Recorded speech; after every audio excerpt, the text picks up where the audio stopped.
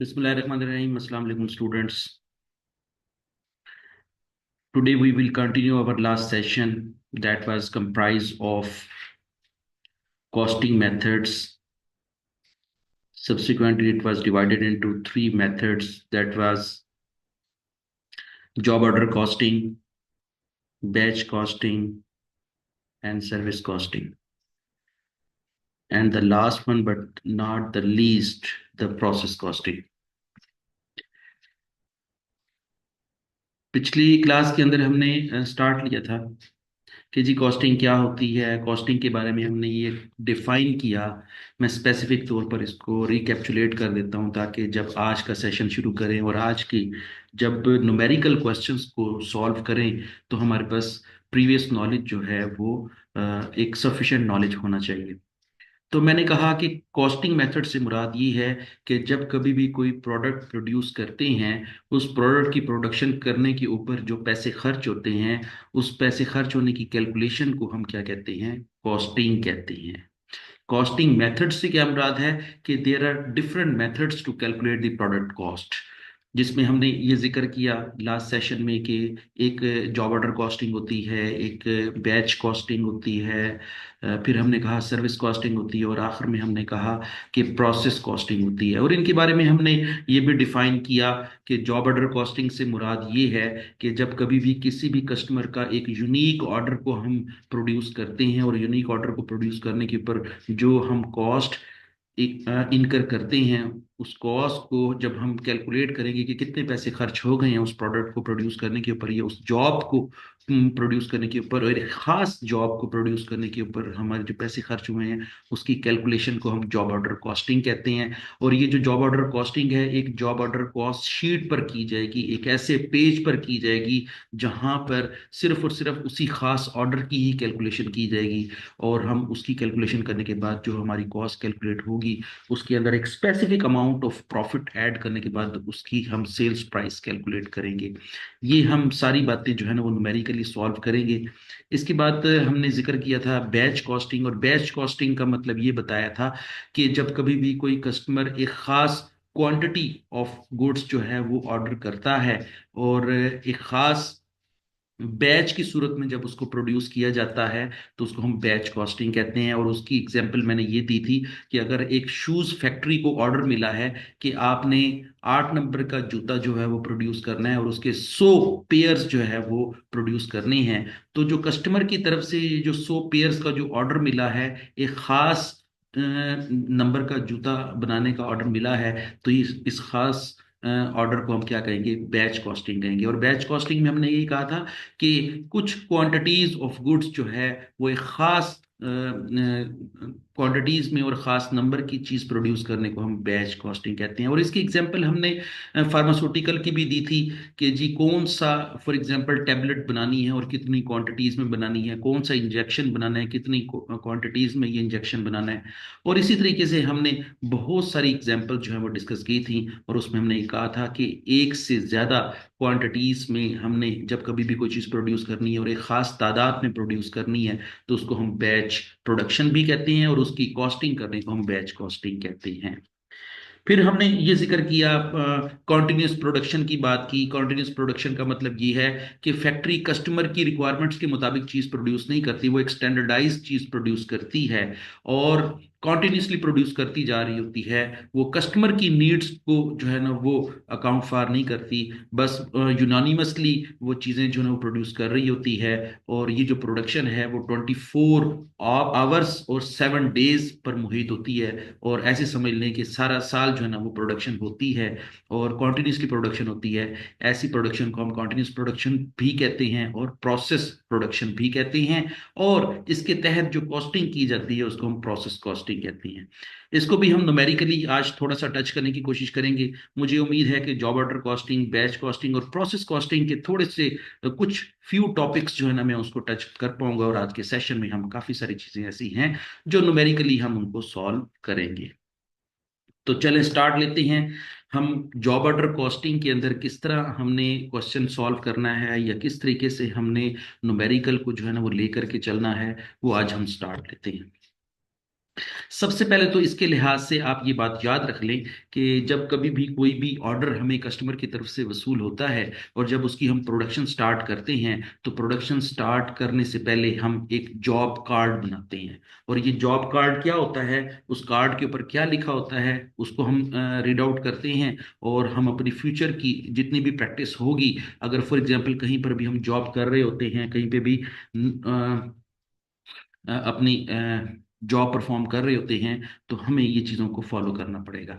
जैसे for example जिस तरह ये आपको नज़र आ रहा होगा, जॉब कार्ड के नाम से जो है ना वो एक डॉक्यूमेंट बनी हुई है। और उसमें क्या लिखा हुआ है कि उसमें कस्टमर का नाम लिखा जाता है कि किस कस्टमर ने ऑर्डर दिया। यहाँ पर ग्रीन एंड कंपनी लिमिटेड ने ऑर्डर दिया है, हम नोट डाउन कर लेंगे अपने जॉब कार्ड के ऊपर। ये एक प्रिंटेड सा जॉब कार्ड कार्ड होता है, उसके ऊपर हम काफ़ी सारी इंफॉर्मेशन जो है ना वो पुट ऑन करते हैं। फिर लिखा हुआ है सॉरी फिर लिखा हुआ है कि जॉब नंबर क्या है, 342 नंबर जॉब है। जो कस्टमर ऑर्डर देकर गया है, उसको हम ये कह सकते हैं कि उसका जो नंबर था, जो उसका सीरियल नंबर था, वो 342 नंबर था। मींस इससे पहले 341 जो है ना वो ऑर्डर हमने लिए कस्टमर से, और 341 जब ऑर्डर मुकम्मल हो गए, तो अब जो नया कस्टमर आया है, उस कस्टमर को जो जॉब नंबर दिया जाएगा, उसको हम क्या क्या कहेंगे, 342 कहेंगे। इसी तरीके से डिस्क्रिप्शन क्या है कि जी क्या चीज़ बनाने का ऑर्डर देके गया, वो कहता है ट्रांसफर मशीन बनाने का ऑर्डर देकर गया है। और प्रॉमिस डिलीवरी डेट भी जो है ना वो कर दी गई है कि किस तारीख को हमने उससे प्रॉमिस किया है कि हम आपको ये ट्रांसफर मशीन जो है ना वो बना कर दे देंगे। और फिर आज की डेट क्या है, आज की डेट 25 तारीख है। जिस दिन ऑर्डर मिलेगा उस दिन की डेट लिखी जाएगी। और एक्चुअल डिलीवरी डेट भी यहाँ पर मेंशन करेंगे, जिस दिन हम उसको प्रोड्यूस करके चीज़ जो है ना वो डिलीवर कर देंगे और उसको हैंड ओवर कर देंगे, तो उसकी डेट भी यहाँ पर मेंशन करेंगे। और इसी तरीके से प्राइस हमने क्या उसको जो है ना वो ऑफर की है, प्राइस कोटेड के नाम से लिखा हुआ होगा कि हमने उसको उसके साथ कितने कीमत में बात तय हुई है। और हमारी जो फाइनल प्राइस है जो हमने उससे लेनी है, ट्रांसफर मशीन बनाकर उसको डिलीवर करने के बाद, उससे हमने 2400 रुपये लेनी है। और यहाँ पर डिस्पैच नोट लिखा हुआ है कि किस डिस्पैच नंबर के तहत हमने उसको ये मशीनरी भिजवा भी थी है। जिस वक्त हम बना लेंगे और उसको भिजवा देंगे, तो हमने जब उसको भिजवाया, तो जो जैसे हम कह सकते हैं कि टीसीएस वाले के जरिए हमने माल भिजवाया या कार्गो वाले के जरिए माल भिजवाया, तो उसने जो कार्गो वाले ने जब माल भिजवाया होगा, तो उसने जो रजिस्टर्ड नंबर लिखा होगा वो क्या होगा, वो यहाँ पर हम मेंशन करेंगे, ताकि फ्यूचर में काम आ जाए कि जी अगर कोई मिसकंसेप्शन हो जाती है, कोई कंफ्यूजन होती है कस्टमर की और प्रोड्यूसर के दरमियान, तो फिर उसको बताया जा सकता है कि हमने इस डिस्पैच नोट के तहत आपको मशीन बनाकर भेज दी है और आप इसको चेक कर लें। ठीक है, चलें। अब हम देखते हैं कि जी जॉब कॉस्ट शीट के अंदर मजीद क्या लिखा होता है। ये बात जेन में रख लें, जॉब कॉस्ट शीट में मजीद क्या लिखा होगा। ये देखें जरा, थोड़ा सा ज्यादा स्क्रॉल डाउन कर गया है।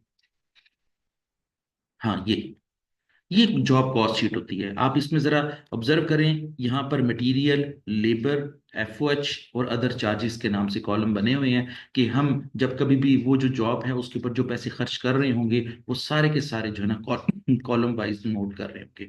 इस वक्त जिस जॉब को हमने मुकम्मल किया है, उसके ऊपर हमने 1375 रुपये का मटेरियल खर्च किया है, ये मैंने इसको हाईलाइट कर दिया है। और उसी जॉब के ऊपर हमने 138 रुपये की जो है ना वो लेबर खर्च कर दी है। उसी जॉब के ऊपर हमने 242 रुपये के एफओएच खर्च कर दिए हैं। और उसी जॉब के ऊपर $23 जो है हमने अदर चार्जेस जो है ना वो खर्च किया है। तो इसका मतलब ये हुआ कि उस जॉब को कंप्लीट करने के ऊपर, ये बात याद रख लें कि हम जो जिस जॉब का हमें ऑर्डर मिला है, हमें ये ऑर्डर मिला है कि ट्रांसफर मशीन बनानी है, तो ट्रांसफर मशीन बनाने के ऊपर हमारे 1350 रुपये मटेरियल खर्च हुआ है, 138 रुपये लेबर खर्च हुई है, 242 रुपये जो है वो एफओएच खर्च हुए हैं, और 23 रुपये जो है ना वो अदर चार्जेस खर्च हुए हैं। इन सारों को हम एक अलहदा से एक शीट के ऊपर लिखेंगे। ठीक है, और उसको लिखने के नाम को हम क्या कहेंगे कि हम क्या बना रहे हैं, जॉब ऑर्डर कॉस्ट शीट बना रहे हैं। ठीक है, और वो बड़ी सिंपल सी है, उसको नोट डाउन करने का बड़ा आसान सा तरीका है, मैं आपको उसको बना के दिखा देता हूँ।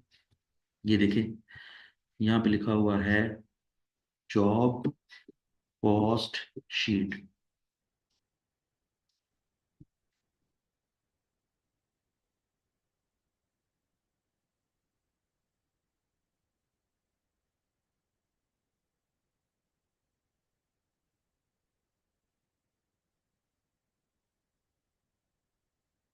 और यहाँ पर हम लिखेंगे मटेरियल कॉस्ट क्या है।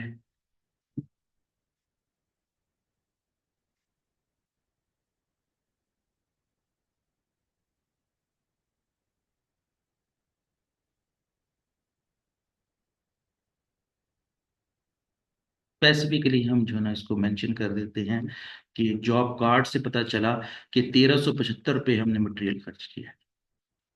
ये बात याद रख लें कि जॉब कार्ड के ऊपर ये सारा कुछ हम नोट कर रहे होते हैं, जिसको कोई चीज़ बन रही होती है हम जॉब कार्ड के ऊपर नोट करते रहते हैं कि जी कितने का मटेरियल खर्च हो गया, कितने का लेबर खर्च हो गई, कितने का एफर्ट खर्च हो गया, और कितने अदर चार्जेस जो है वो खर्च हो गए, वो सारे जॉब कार्ड के ऊपर जो है ना वो मेंशन करते हैं। और आखिर में एक जॉब कॉस्ट शीट बनाते हैं और उसमें हम मेंशन करते हैं कि हमने उसको कितने कितने पैसे अलग से खर्च किए। तो यहाँ पे मैं लिख रहा हूँ लेबर कॉस्ट, वो कितनी खर्च हुई है, 138 रुपये की खर्च हुई है। और हमारे एफ ओ एच कितने खर्च हुए हैं, एफ ओ एच कॉस्ट लिखेंगे, या ओवरहेड कॉस्ट कह लें, एफ ओ एच कॉस्ट कह लें, एब्जॉर्ब ओवरहेड कह लें, एक ही बात है। एफ ओ एच कॉस्ट, वो कितने पैसे खर्च हुए हैं, 242 रुपये जो है ना वो एफ ओ एच के खर्च हुए हैं। ठीक है। अच्छा, अब इसके अंदर मजीद जमा करते हैं अदर चार्जेस।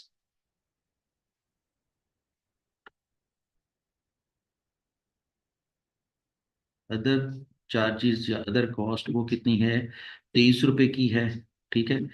इन जितनी भी मैंने कॉस्ट लिखी है इन सबको टोटल कर देंगे। यहाँ पे लिखेंगे टोटल कॉस्ट। और ये जो टोटल कॉस्ट है, और इसके नाम, इसके लिहाज से पूरा नाम क्या लिखेंगे, total job cost. Total job cost. और ये हम देखते हैं कैलकुलेटर पे, कैलकुलेट कर लें, आप भी कर लें।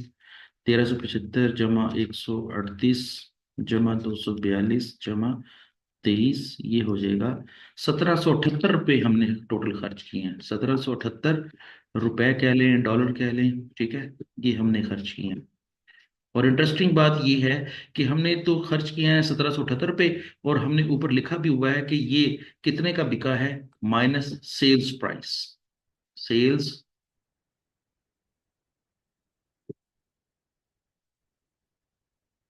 प्राइस। और ऊपर हमने जॉब कार्ड के ऊपर मेंशन भी किया हुआ है कि हमने कस्टमर के साथ कितने का जो है ना वो इसको बेचने के लिए प्राइस तय की है, वो है 2400 रुपये। ठीक है। 2400 रुपये इसमें से माइनस कर देंगे। हमारी सेल्स प्राइस है 2400 रुपये, हमारी कॉस्ट प्राइस है 1778 रुपये। तो इसका मतलब ये कि हमने ज्यादा कीमत पे बेचा है। और ज्यादा कीमत किस चीज को शो करती है, प्रॉफिट को शो करती है। तो हम देखते हैं कि हमें कितना प्रॉफिट हुआ है, 2400 माइनस आंसर, हमें 622 रुपये प्रॉफिट हुआ है। और हम यहाँ पर ये मेंशन कर देंगे। और ये इस तरह हमारी जॉब कॉस्ट शीट जो है वो मुकम्मल हो जाएगी। और इसी शीट के जरिए हमें पता चल जाएगा कि हमने इस जॉब के ऊपर पैसे जो हैं वो प्रॉफिट की सूरत में कमाए हैं या लॉस की सूरत में नुकसान बर्दाश्त किया है। ये था छोटा सा जॉब कॉस्ट शीट का सवाल, जिस तरह आपने जो है ना इसको तो ये तैयार करना है या इसको न्यूमेरिकली सॉल्व करना है। मुझे उम्मीद है कि आपको ये टॉपिक बहुत आसान लगा होगा और आप इसको जल्दी से कर सकेंगे। मैं आपके साथ फ्यूचर में कुछ ऐसे सवाल भी डिस्कस करूंगा, कुछ कुछ एग्जाम पॉइंट ऑफ व्यू से, एक अच्छे अच्छे सवाल जिस तरह रखते हैं ना एग्जाम के लिहाज से, वो डिस्कस करूंगा, वो सॉल्व करने की कोशिश करूंगा। फिलहाल तो किताब के अंदर यही सवाल है जॉब ऑर्डर कॉस्ट शीट के लिहाज से, लेकिन मैंने कुछ एक्स्ट्रा बच्चों की प्रिपरेशन के लिए भी क्वेश्चन बनाए हुए हैं, वो मैं आपके साथ शेयर करूंगा। और उनको भी सॉल्व करेंगे, इससे आपकी प्रैक्टिस जो है ना वो ज़्यादा अच्छी हो जाएगी। और आपको फील होगा कि हमने एग्जाम के लिहाज से एक अच्छा मटेरियल तैयार किया होगा। चलिए आगे चलते हैं। इसके बाद फिर वो क्या कहता है,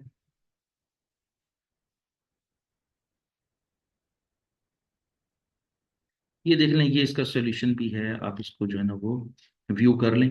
ये इसका सोल्यूशन है।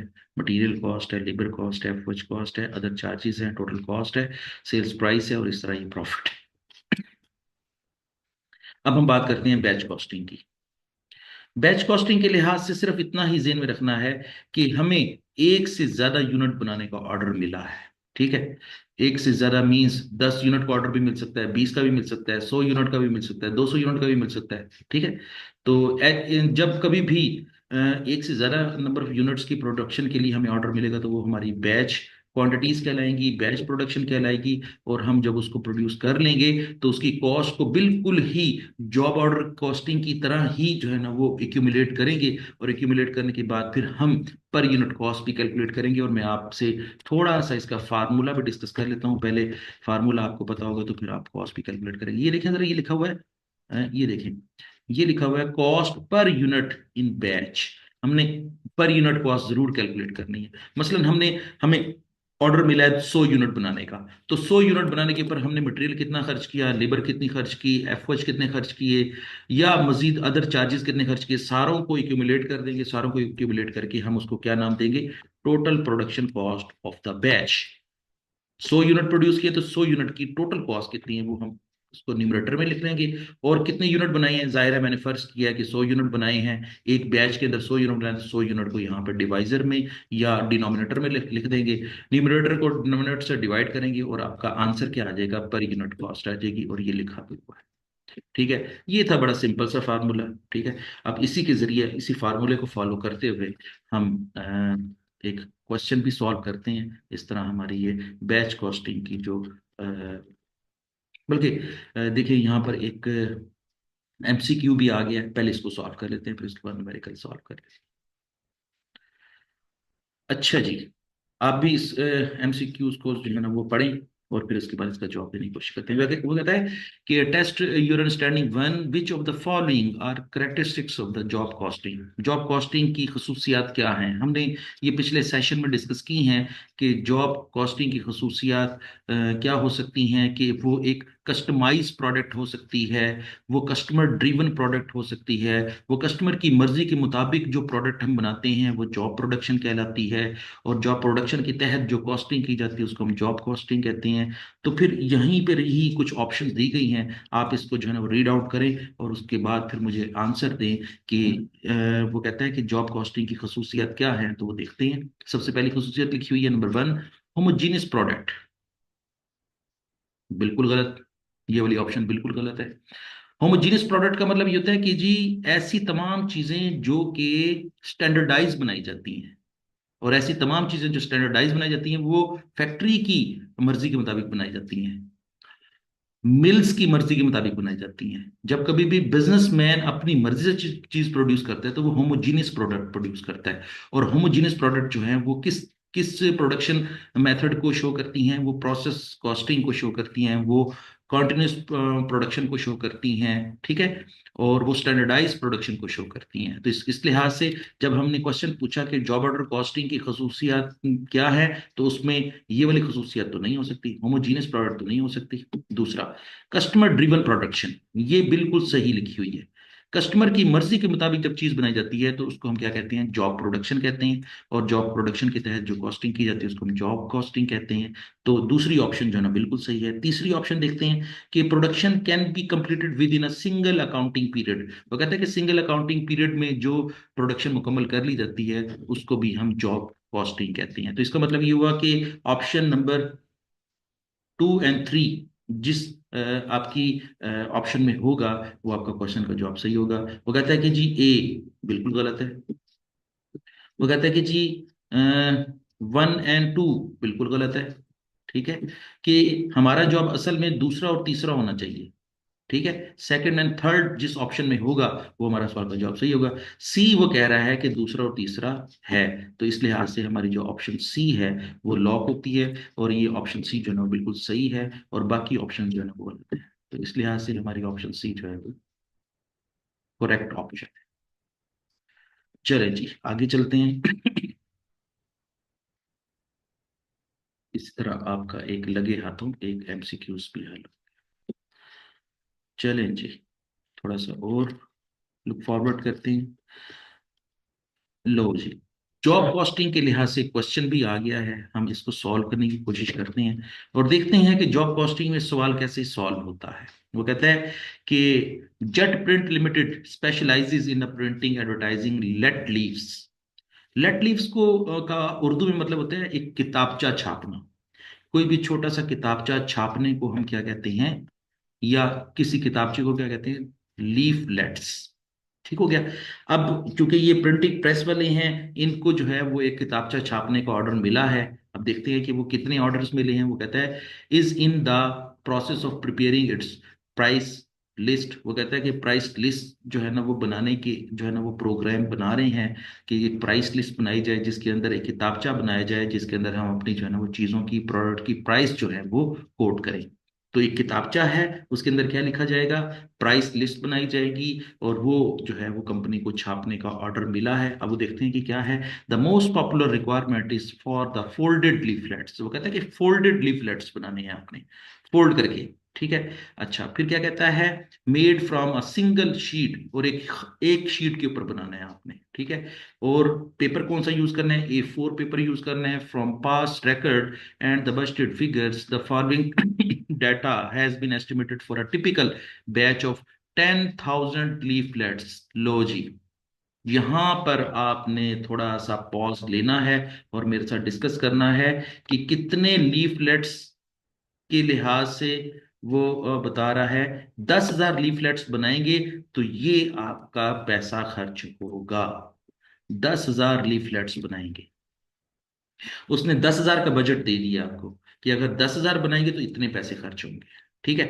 तो जिस तरह हमने थोड़ी देर पहले जिक्र किया कि जब कभी भी कोई कस्टमर एक से ज्यादा यूनिट का ऑर्डर देता है और लिमिटेड नंबर ऑफ यूनिट्स का ऑर्डर देता है तो उसको हम बैच कहते हैं। वो कहता है कि जी आप इतनी क्वांटिटीज मेरे लिए पैदा कर दें तो उसको हम क्या कहेंगे, बैच कहेंगे। और वो कहता है कि 10,000 अगर लीफलेट्स छापने हैं तो उसके ऊपर इतने पैसे खर्च होंगे। जैसे आर्ट वर्क के पैसे खर्च होंगे $65।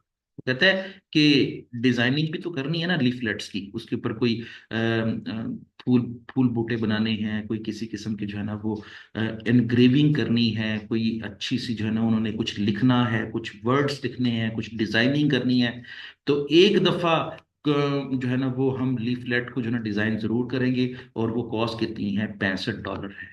यहां पर मैं साथ साथ आपको बताता जाऊं कि ये $65 जो है वो फिक्स है, इसलिए मैं इसको क्या कहूंगा, ये फिक्स कॉस्ट है ये। ठीक है। मशीन सेटअप कॉस्ट, जो मशीन सेटअप कॉस्ट है वो है 4 आवर्स, और 1 घंटे के कितने पैसे हैं, $22 है। अब यहां पर मैं आपको थोड़ा सा जो है ना वो गाइड करता हूं कि मशीन जिस वक्त लीफलेट्स बना रही होगी ना तो उसको तादाद बतानी पड़ती है कि कितने लीफलेट्स बनाने हैं।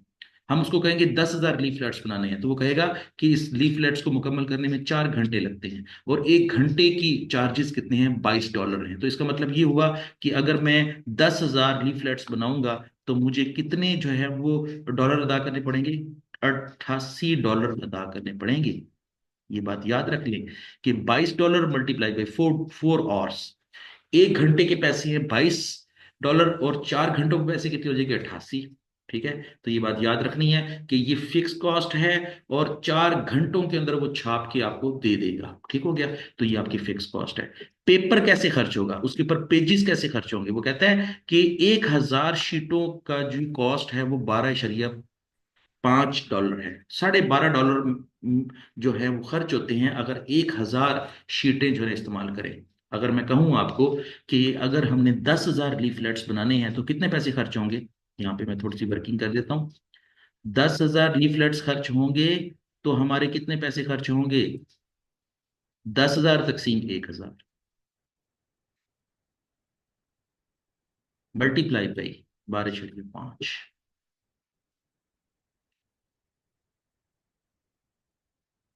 हमने 10,000 लीफलेट्स बनाने हैं तो इसका मतलब क्या हुआ, 1,000 लीफलेट्स की कीमत है 12/50, तो फिर 10,000 की कीमत कितनी हो जाएगी, मैं यहां पर लिख देता हूं, $125 खर्च होंगे।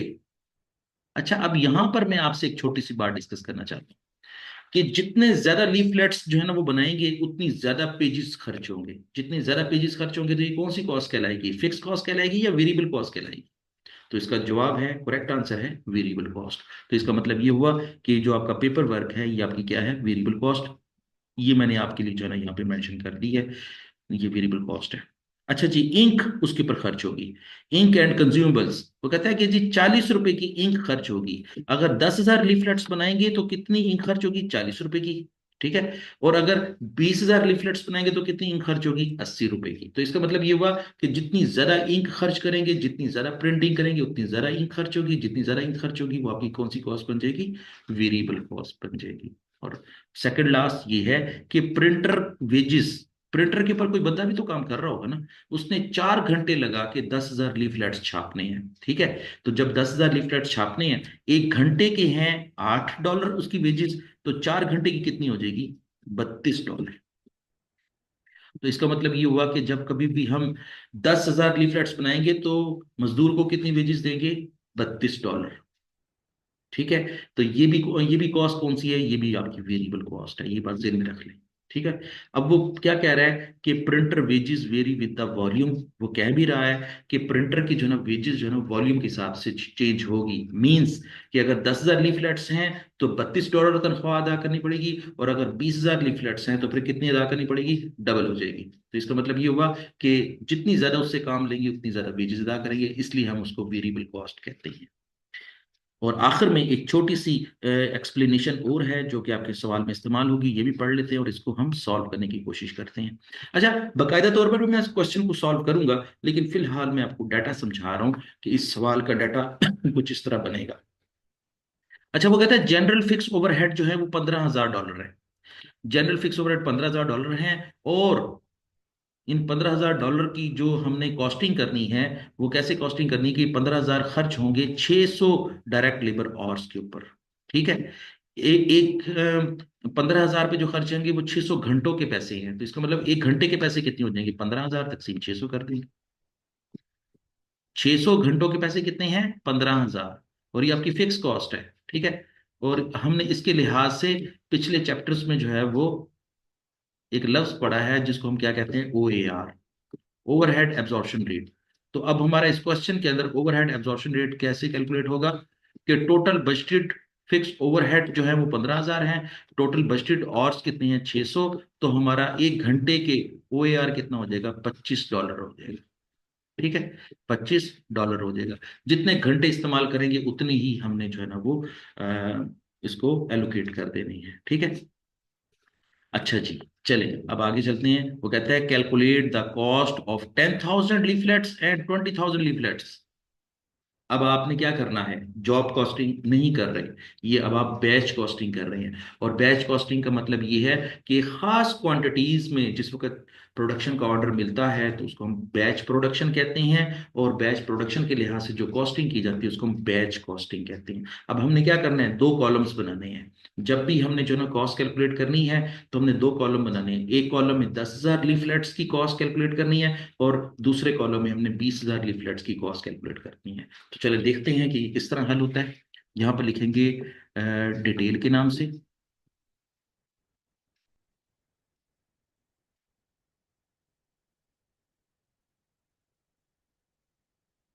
यहाँ पर 10,000 लीफलेट्स का कॉलम बना देते हैं।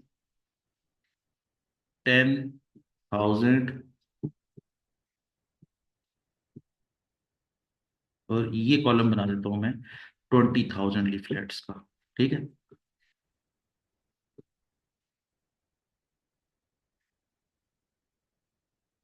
मैं यहाँ पर मेंशन भी कर देता हूँ लीफलेट्स, LL, यहाँ पर भी लीफ लेट्स। मैं शॉर्ट करके लिख रहा हूँ ताकि आपको जल्दी से मैं ये क्वेश्चन समझा दूं। मैं इसको लिखने के ऊपर, ये खूबसूरती बनाने के ऊपर टाइम नहीं खर्च करना चाह रहा। ठीक हो गया। चले जी, ये तो हो गया आपका इसका क्वेश्चन का फॉर्मेट। अब हम लिखते हैं सबसे पहले आर्ट वर्क। आर्ट वर्क, ये बात याद रख ले कि आर्ट वर्क जो है ये आपकी फिक्स कॉस्ट है। तो आर्ट वर्क जब फिक्स कॉस्ट है, तो चाहे 10,000 लीफलेट्स बनाए तो चाहे 20,000 लीफलेट्स बनाए, आपकी ये कॉस्ट फिक्स है। मींस कि यहां पर भी $65 आ जाएगी, और यहां पर भी $65 आ जाएगी। ठीक है। जो फिक्स कॉस्ट होती है ना, वो हमेशा फिक्स रहती है, चाहे आपका लेवल ऑफ प्रोडक्शन बढ़े या चाहे लेवल ऑफ प्रोडक्शन घटे। अगर मैं कहता हूं आपको कि 10,000 लीफलेट्स बनाने हैं तो भी 65 अदा करेंगे, 20,000 लीफलेट्स बनाने हैं तो भी आर्ट वर्क के कितने पैसे अदा करेंगे, $65 ही अदा करेंगे। अब जरा मजीद गौर से सुने। वो कहता है कि मशीन सेटअप कॉस्ट जो है ये भी फिक्स कॉस्ट है। Machine setup cost, M setup,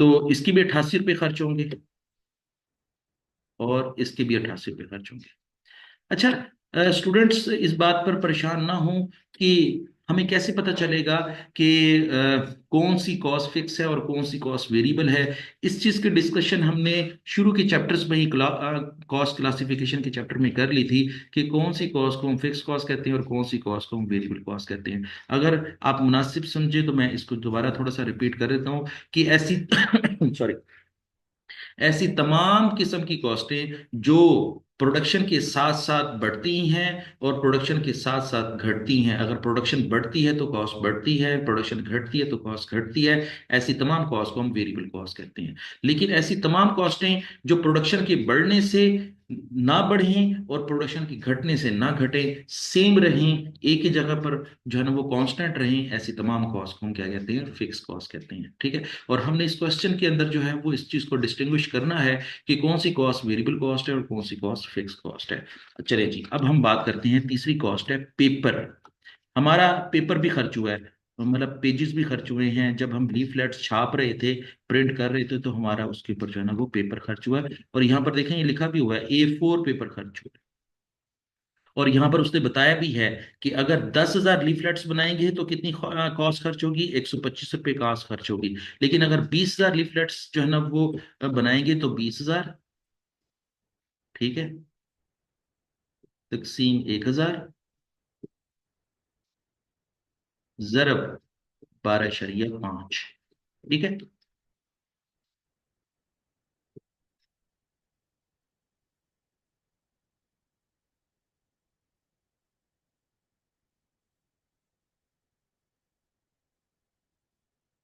और इसका टोटल खर्चा कितना आ जाएगा? 250 है। इसका मतलब ये है कि हमारे अगर 10,000 लीफलेट्स बनाते तो हमारा पैसे कितने खर्च होंगे? 125 रुपये खर्च होंगे। लेकिन अगर 20,000 लीफलेट्स बनाते 250 रुपये खर्च होंगे। तो आप यहाँ पर लिख देते हैं 10,000 लीफलेट्स का खर्चा 125, और 20,000 लीफलेट्स का खर्चा कितना है? 250। मुझे उम्मीद है कि आपको जो है ना ये क्वेश्चन जो है ना जिस तरीके से मैं सॉल्व कर रहा हूँ और जिस एक्सप्लेनेशन के साथ मैं इसको सॉल्व कर रहा हूँ, आप इसको जो है ना वो अपने माइंड में बिठाएंगे और इसको समझने की कोशिश करेंगे। अगर फिर भी अगर कोई चीज़ पूछनी हो तो आप मुझसे जो है ना वो पूछ लेंगे। चलिए, अब उसके बाद नेक्स्ट जो एक्सपेंस है वो इंक का एक्सपेंस है। तो यहाँ पे लिखेंगे इंक एंड कंज्यूमेबल्स। फिलहाल मैं जो है ना इंक का लफ्ज लिख रहा हूँ ताकि जो है ना वो टाइम बच जाए। अच्छा जी, अब वो ये कहता है कि जो इंक है, जितनी ज्यादा इंक खर्च करेंगे उतना ज्यादा खर्चा बढ़ेगा, जितनी कम इंक खर्च करेंगे उतना कम खर्चा होगा। क्योंकि यहाँ पर हमें उसने बता दिया है कि 10,000 लीफलेट्स छापने के ऊपर हमें हमारी 40 रुपए की इंक खर्च हो रही है। तो अगर 20,000 लीफलेट छापेंगे तो फिर क्या हो जाएगा? डबल खर्च होगी। तो डबल खर्च होगी तो फिर क्या होगा? यहाँ पर लिखेंगे हम 40 रुपए, और इधर कितना लिखेंगे? 80 रुपए। अगर 10,000 लीफलेट्स बनाते तो 40 रुपए खर्चा है। अगर 10,000 से डबल करके प्रोडक्शन करेंगे तो फिर स्याही भी जो है ना वो डबल खर्च होगी, और इस तरह हमारा इंक का जो खर्चा है वो 80 रुपए हो जाएगा। चले जी, उसके बाद वो क्या कहता है कि प्रिंटर वेजेस, जो जो प्रिंटर ने प्रिंट किए हैं, अगर 10,000 जो है ना वो लीफलेट्स प्रिंट करेंगे तो उनकी वेजेस क्या बनेगी? 4 4 घंटे काम करेगा और 8 रुपए पर घंटे के हिसाब से उसको मिलेगा। तो कितने पैसे मिलेंगे? 32 रुपए मिलेंगे। यहां पर मैं वेजेस लिख देता हूँ, प्रिंटर वेजेस।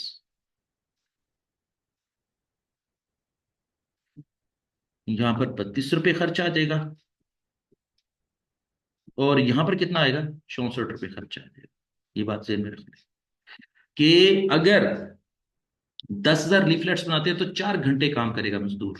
लेकिन अगर 20,000 लीफलेट्स बनाएगा तो फिर 8 घंटे काम करेगा। 8 घंटे काम करेगा तो 1 घंटे की कीमत कितनी है? $8। 8 को 8 से जरब दें तो कितने डॉलर बन जाएंगे? 64 डॉलर। लेकिन अगर 10,000 लीफलेट्स बनाएंगे तो कितनी कितनी कॉस्ट हो जाएगी? $32। अच्छा, मजीद सुनिए, वो कहता है कि जनरल फिक्स ओवरहेड आर 15,000 पर पीरियड है। हाँ, ये हमने डिस्कशन कर ली है कि 15,000 जो है ना वो जनरल ओवरहेड्स हैं, और एब्जॉर्व किसकी बुनियाद पर हो रहे हैं? डायरेक्ट लेबर ऑर्स की बुनियाद पर एब्जॉर्व कर रहे हैं। ये मैंने आपको एब्जॉर्व करने का तरीका सिखाया हुआ है, जिसको हम OAR कहते हैं। उसको कैलकुलेट करने का तरीका सिखाया हुआ है। वो क्या है कि budgeted overheads divide by budgeted labour hours, answer आ जाएगा 25 पर लेबर ऑवर। 1 घंटे के एफएच कितने एब्जॉर्ब होंगे? $25 होंगे। अगर मैं कहूं आपको कि 10,000 लीफलेट्स के ऊपर जो है वो हमने 4 घंटे खर्च किए हैं, तो फिर कितने पैसे खर्च हो जाएंगे? 25 ज़रब 4। 25 × 4 फिक्स्ड ओवरहेड्स, फिक्स एफओएच, या जिसको हम जनरल ओवरहेड्स कहते हैं। ठीक है, दोबारा सुन लें। 1 घंटे के 25 रुपए हैं, और हमने 10,000 लीफलेट्स बनाने के ऊपर कितने घंटे खर्च किए हैं? 4 घंटे खर्च किए हैं। तो 25 × 4 करेंगे तो 100 रुपये खर्चा जो है वो 10,000 लीफलेट्स का आ जाएगा। और 20,000 लीफलेट्स का खर्चा क्या होगा? जाहिर है, 20,000 को बनाने के लिए 8 घंटे लगेंगे। 1 घंटे की कॉस्ट है 25, 25 × 4 करेंगे तो ये कितना हो जाएगा? 200 हो जाएगा। 25 × 8, 200 रुपये। हमने सारी कॉस्टें अब रिकॉर्ड करनी है, अब हम इसको टोटल कर लेते हैं। चलें जी, 65 जमा 88 जमा 125, 40, 32 और 100, टोटल कॉस्ट कितनी होगी? 450। अगर हम 10,000 लीफलेट्स बनाते हैं तो 450 रुपये खर्च करते हैं। ठीक है, और अगर हम 20,000 लीफलेट्स बनाते हैं तो फिर कितने पैसे खर्च करेंगे? 65 जमा 88, और फिर उसके बाद 250, उसके बाद 80, 64 और 200। अगर हम 747, अगर हम 200 लीफलेट्स बनाते हैं, सॉरी 20,000 लीफलेट्स बनाते हैं, टोटल कॉस्ट कितनी अदा करनी पड़ेगी? 747 रुपये या $747। और अगर 10,000 लीफलेट्स बनाते हैं तो $450 खर्च करने पड़ेंगे। यही आपकी बैच कॉस्टिंग है। हमने बैचेस की सूरत में प्रोडक्शन की है। 10,000 लीफलेट्स प्रोड्यूस करेंगे तो कॉस्ट कितनी अदा करेंगे? $450। और अगर 20,000 लीफलेट्स बनाएंगे तो कितनी कॉस्ट अदा करेंगे? $747। और यही आपकी बैच कॉस्टिंग है। चले जी, यहाँ तक अगर कुछ पूछना हो तो आप मुझसे पूछ सकते हैं। मेरे लिहाज से जो है ना, ये टॉपिक आपका बड़ा ज़बरदस्त सा कंप्लीट हो गया है, और ये आप इसका सॉल्यूशन भी देख लें। मुझे उम्मीद है कि यहाँ पर आपको कोई किसी किस्म की परेशानी नहीं है। मज़ीद इसकी वर्किंग जो है वो मैंने आपको करके दिखा दी है, आप इसको नोट डाउन कर लें। और मज़ीद अगर कोई क्वेश्चन होंगे तो हम इसी प्रोसीजर के तहत कैलकुलेट करेंगे। अच्छा जी।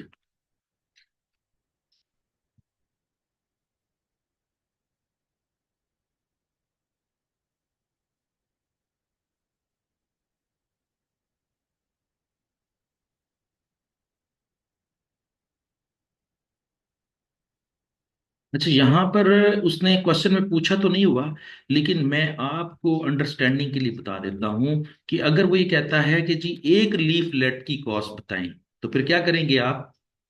एक लीफलेट की कॉस्ट बताएं तो उसका हमने फार्मूला भी ऊपर पढ़ के आए हैं कि पर यूनिट कॉस्ट। और पर यूनिट कॉस्ट कैसे कैलकुलेट करनी है? Total batch cost. यहां पर हमने 10,000 को जो बैच बनाया था, 10,000 यूनिट्स का जो बैच बनाया था, उसकी टोटल कॉस्ट कितनी है? 450। और कितने लीफलेट्स बनाए हैं? 10,000। तो 450 को 10,000 पे तकसीम करेंगे तो पर लीफलेट कॉस्ट आ जाएगी। ठीक है, यहां पर उसने पूछा नहीं हुआ, इसलिए फिर मैंने जो है ना वो आपको यहां पर सॉल्व नहीं किया। लेकिन अगर आपसे वो पूछ लेता तो फिर आप कैसे करते कि टोटल कॉस्ट को डिवाइड करते टोटल लीफलेट्स के ऊपर। और अगर वो ये कहता कि जी जब 20,000 लीफलेट्स बनाते हैं तो उसकी कॉस्ट क्या होगी, तो फिर आप क्या करेंगे? 747 डिवाइडेड बाई 20,000, तो जो आंसर आएगा वो आपका पर लीफलेट कॉस्ट आ जाएगी। ठीक है, पर लीफलेट कॉस्ट कह दें या पर बैच कॉस्ट कह लें, एक ही बात है। चलिए, ये मैंने आपको एडिशनल पॉइंट बताया, गो के क्वेश्चन में नहीं पूछा हुआ था। चलें आगे चलते हैं।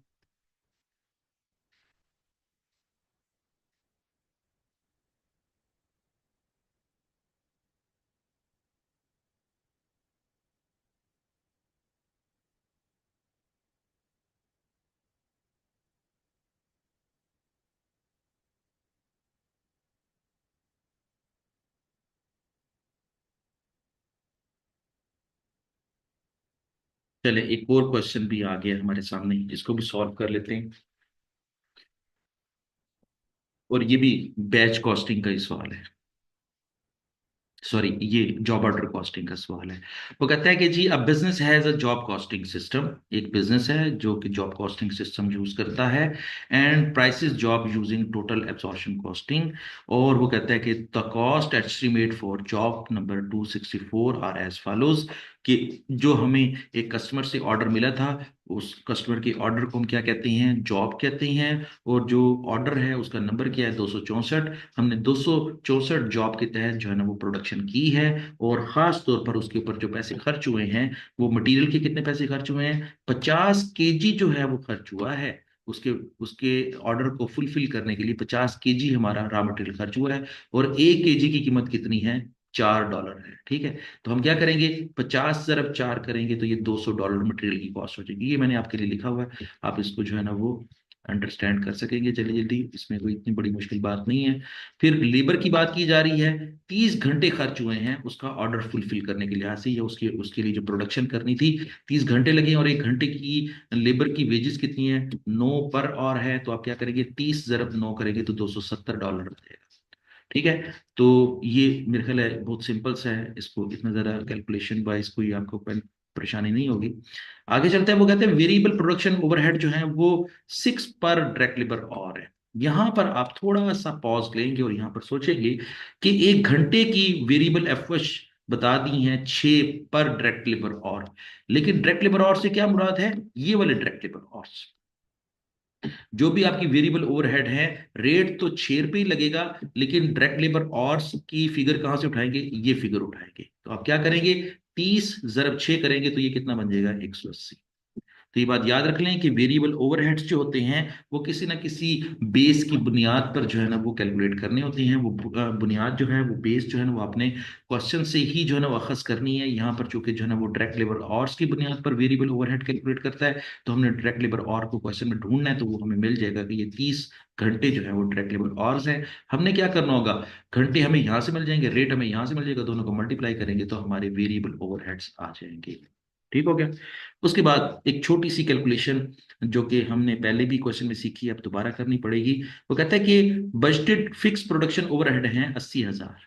ठीक है। 80,000 में हमारे प्रोडक्शन ओवरहेड्स हैं। और ये कैलकुलेट किसकी बुनियाद पर होता है, डायरेक्ट लेबर आवर्स की बुनियाद पर। और डायरेक्ट लेबर आवर्स कितने हैं, 20,000 घंटे हैं। तो हम ओ ए आर कैलकुलेट करते हैं पहले। ओ ए आर कैसे कैलकुलेट होगा, देख लेते हैं। बजटेड ओवरहेड्स कितने हैं, 80,000। ठीक है। और बजटेड डायरेक्ट लेबर आवर्स कितने हैं, 20,000 घंटे। हम डिवाइड कर देंगे 20,000 घंटों पे।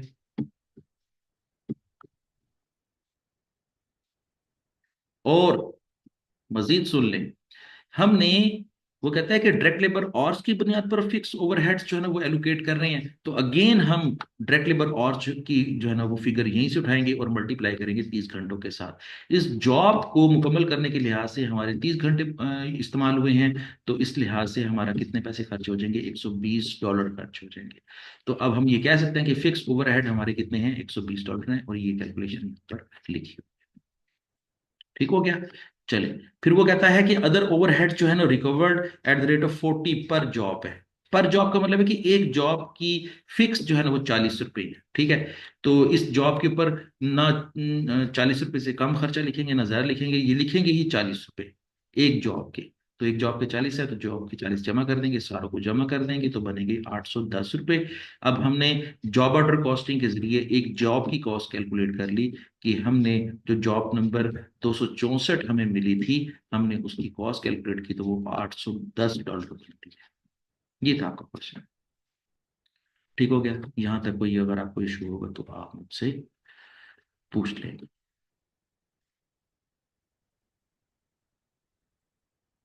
चलिए जी, आगे मूव करते हैं। और हमारा बहुत इंपॉर्टेंट टॉपिक शुरू होने वाला है, जिसको हम प्रोसेस कॉस्टिंग कहते हैं।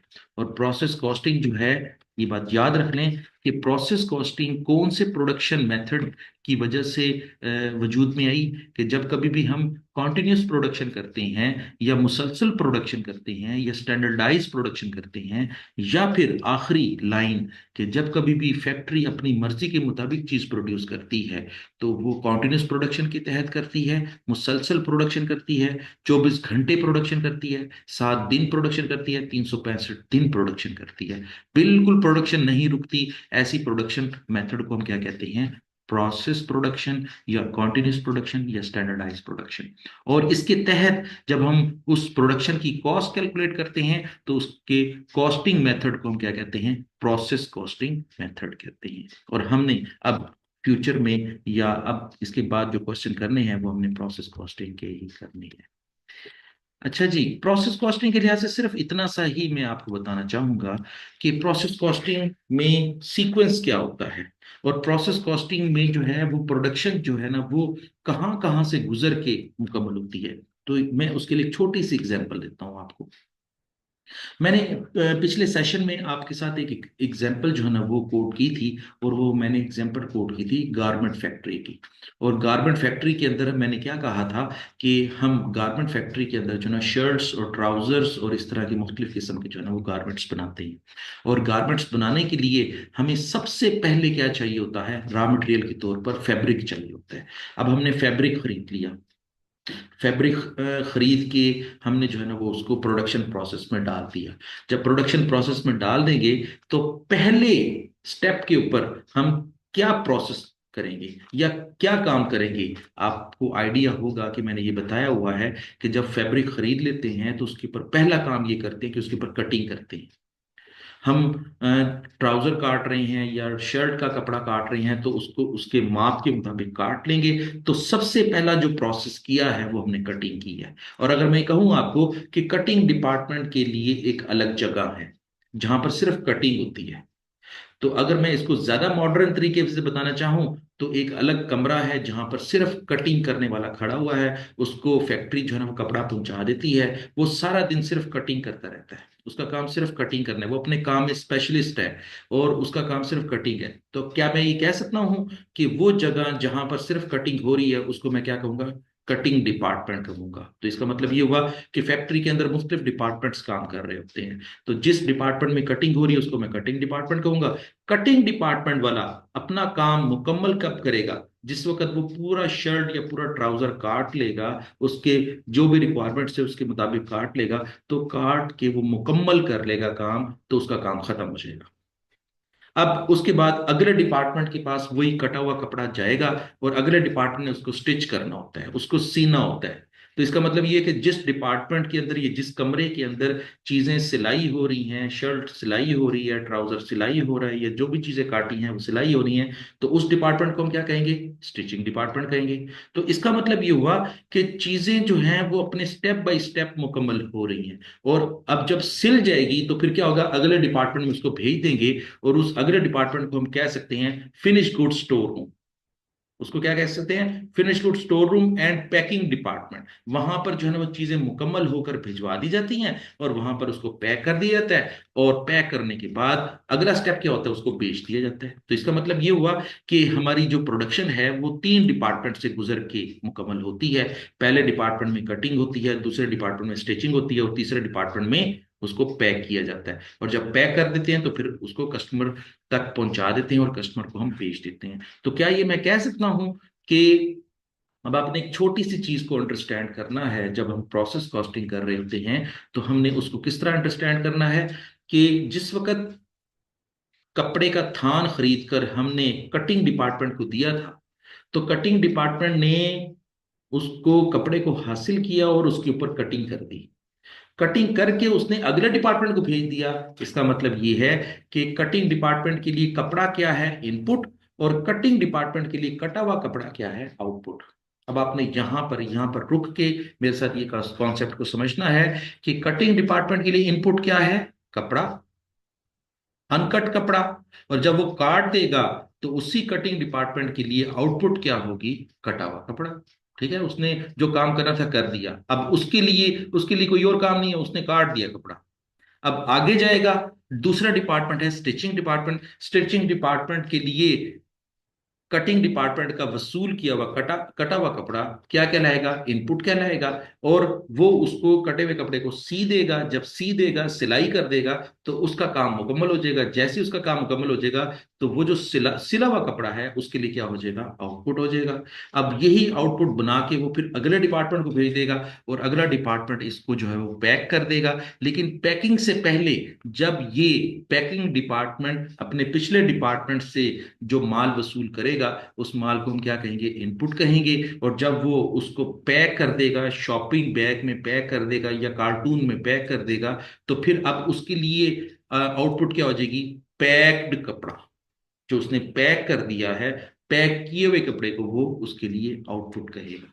अब यहां पर मैंने आपको सिर्फ इतना समझाने की कोशिश की है कि एक डिपार्टमेंट के लिए कोई चीज इनपुट होती है, दूसरे डिपार्टमेंट के लिए जो है ना वो आउटपुट होती है। ठीक है, एक डिपार्टमेंट के लिए इनपुट होती है, दूसरे डिपार्टमेंट के लिए आउटपुट होती है। तो ये हमने सीक्वेंस जो है ना अपना याद रखना है। ठीक हो गया। अब मैं आपको बताता हूं कि जैसे जैसे जो जो डिपार्टमेंट अपना काम मुकम्मल करता जाएगा, बहुत इंपॉर्टेंट पॉइंट, जो जो डिपार्टमेंट अपना काम मुकम्मल करता जाएगा, उस डिपार्टमेंट ने अपने काम की वजह से कॉस्ट में इजाफा किया। उसने फैक्ट्री की कॉस्ट में इजाफा किया। जैसे फॉर एग्जांपल मैं दोबारा से ये स्टेप स्टार्ट करता हूं कि जब कपड़ा खरीदा गया था, तो कपड़े खरीदने की कॉस्ट को हम क्या कहते थे, जब हमने पिछले चैप्टर्स पढ़े हैं उसको मटेरियल कॉस्ट कहते थे। ठीक हो गया। मटेरियल खरीदा गया और कटिंग डिपार्टमेंट को प्रोवाइड कर दिया गया। अब कटिंग डिपार्टमेंट ने उस कपड़े को काटना है, और जब कपड़े को काटेगा तो वो लेबर परफॉर्म करेगा, वो मजदूरी करेगा। ऐसे समझ लें कि वो अपने हाथ से काम करेगा। जो हाथ से काम किया है वो क्या है, डायरेक्ट लेबर है। तो इसका मतलब क्या हुआ कि पहले मटेरियल के ऊपर पैसे खर्च किए थे फैक्ट्री ने, अब कटिंग के ऊपर भी पैसे खर्च कर दिए फैक्ट्री ने। तो अब कटिंग करने के ऊपर जो पैसे खर्च किए, ये भी फैक्ट्री की कॉस्ट में इजाफा हो गया, क्योंकि उसने मजदूर को वेजेस देनी है, जिसने कपड़ा काटा है वो उसको वेजेस दी जाएंगी। तो इसका मतलब ये हुआ कि मटेरियल के ऊपर भी पैसे खर्च हो गए, कटिंग के ऊपर भी पैसे खर्च हो गए। जो कटिंग के ऊपर पैसे खर्च हुए हैं उसको हम क्या कहेंगे, डायरेक्ट लेबर। मजीद अगले डिपार्टमेंट जाएगा, वहां पे स्टिचिंग होगी, उसने भी लेबर परफॉर्म की। लेबर परफॉर्म की तो उसने उसके बदले में क्या लिया, वेजेस ली। तो फैक्ट्री के लिए उसकी वेजेस क्या हो जाएंगी, डायरेक्ट लेबर हो जाएगी। इसके बाद तीसरे डिपार्टमेंट में जाएगा, वहां पर इसको पैक किया जाएगा। पैकिंग करने वाला भी जो है ना मुफ्त काम नहीं करेगा, वो भी हमारे से वेजेस लेगा। तो उसको जो वेजेस अदा करेंगे वो भी कंपनी की या फैक्ट्री की कॉस्ट में इजाफा हो जाएगा। तो इसका मतलब ये हुआ कि हर हर डिपार्टमेंट में जो जो काम किया जाएगा उसके बदले में जो पैसे खर्च किए जाएंगे उसको हम क्या कहेंगे कि कॉस्ट में इजाफा हो रहा है। तो इसका मतलब ये हुआ कि हर डिपार्टमेंट जो है वो कॉस्ट इनकर कर रहा होता है। हमने क्या करना होता है, हमने हर डिपार्टमेंट की कॉस्ट को अलग अलग कैलकुलेट करना होता है, और कैलकुलेट करने के बाद सारी कॉस्टों को टोटल कर देंगे। मसलन डिपार्टमेंट वन की कॉस्ट जितनी भी हुई है उसको हमने जो है ना वो टोटल कर लेना है। और जब टोटल कर लेंगे, और फिर उसके जरिए ये भी चेक करेंगे कि इसने डिपार्टमेंट ने, फॉर एग्जांपल मैं उसकी मिसाल देता हूँ कि एक डिपार्टमेंट, पहला डिपार्टमेंट है, उसने जो है ना वो 1,000 शर्ट्स का कपड़ा काटा है। तो ठीक है, कटिंग डिपार्टमेंट के लिए आउटपुट क्या हो जाएगी, 1,000 शर्ट्स। ठीक हो गया। अब कटिंग डिपार्टमेंट ने किस चीज को काटा, कपड़े को काटा। कपड़े के ऊपर कितने पैसे खर्च किए थे, जितने भी पैसे खर्च किए थे उसको टोटल कर लेंगे। और कटिंग डिपार्टमेंट ने उसके ऊपर लेबर पैसे खर्च किए हैं तो वो भी उसको जमा कर लेंगे। जमा करने के बाद फिर क्या करेंगे, पर यूनिट कॉस्ट कैलकुलेट करेंगे कि हमारी एक शर्ट की कॉस्ट कितनी है या एक ट्राउजर की कॉस्ट कितनी है। और उसके लिए हमने बार बार ये फार्मूला पढ़ा हुआ है कि पर यूनिट कॉस्ट हम कैलकुलेट करने चाह रहे होते हैं या एवरेज कॉस्ट कैलकुलेट करने चाह रहे होते हैं, तो क्या करते हैं, average cost is equal to total cost divided by expected output. Formula क्या होगा, total cost divide by expected output. यहां पर कुछ लफ्ज जो है वो उसने अपनी मर्जी के मुताबिक इसको यूज किया है, तो हम उसकी मर्जी के मुताबिक ही जो है ना वो यूज कर लेते हैं। बेसिकली लफ्ज क्या होता है, एवरेज कॉस्ट। एवरेज कॉस्ट क्यों होता है कि जब कभी भी हम जो है ना वो बहुत सारे यूनिट्स की एक यूनिट की कॉस्ट कैलकुलेट करते हैं, तो उस का नाम क्या होता है, एवरेज कॉस्ट। और फार्मूला क्या होता है, नेट कॉस्ट ऑफ इनपुट। हम क्या करेंगे, नेट कॉस्ट ऑफ इनपुट, उस डिपार्टमेंट ने जितने पैसे खर्च किए हैं उसको नेट कॉस्ट कहते हैं। ये बात याद रख लें कि उस डिपार्टमेंट ने जितने पैसे खर्च किए हैं उसको हम नेट कॉस्ट कहेंगे, और डिवाइड करेंगे एक्सपेक्टेड आउटपुट के साथ। और एक्सपेक्टेड आउटपुट का मतलब क्या होता है कि उस डिपार्टमेंट ने कितने यूनिट्स एज ए आउटपुट के तौर पर मुकम्मल किए। जिस तरह अभी मैंने थोड़ी देर पहले एग्जांपल दी कि 1,000 शर्ट्स जो है ना वो कटिंग डिपार्टमेंट ने जो है ना वो शर्ट्स काटी, तो उसकी आउटपुट क्या हो जाएगी, 1,000 शर्ट्स। तो एक्सपेक्टेड आउटपुट क्या हो जाएगी, 1,000। ठीक है। तो हमने जो है ना वो इस तरह इस फार्मूले को जो है ना वो सॉल्व करना है। मुझे उम्मीद है कि ये आपको फिलहाल तो जो है ना फार्मूला बड़ा सिंपल सा लग रहा होगा, लेकिन मुझे इससे भी ज़्यादा उम्मीद ये है कि जब हम क्वेश्चन को न्यूमेरिकल को सॉल्व करेंगे तो उससे भी ज़्यादा आपको आसान लगेगा। तो ये वाला फार्मूला आपने याद रखना है प्रोसेस कॉस्टिंग में। ज़्यादा इतने बड़े बड़े फार्मूले नहीं है, फिलहाल आपने ये वाला फार्मूला याद रखना है। और हम एक सिंपल सा एक क्वेश्चन सॉल्व करने की कोशिश करते हैं। वो क्वेश्चन क्या है,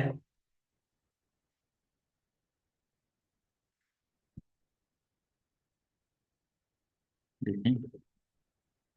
ये डाटा है, इलस्ट्रेशन नंबर 3 है। इसको हम पढ़ते हैं और देखते हैं कि सवाल में क्या लिखा हुआ है और उसको किस तरह जो है वो हम सॉल्व करेंगे। वो कहता है कि जी इलस्ट्रेशन नंबर 3 है प्रोसेस अकाउंट। हमने प्रोसेस अकाउंट बनाना होगा। हमने प्रोसेस कॉस्टिंग के जरिए क्या बनाना होगा, प्रोसेस अकाउंट बनाना होगा। और अकाउंट किसका बनाना है, वो कहता है the following details relate to the process to.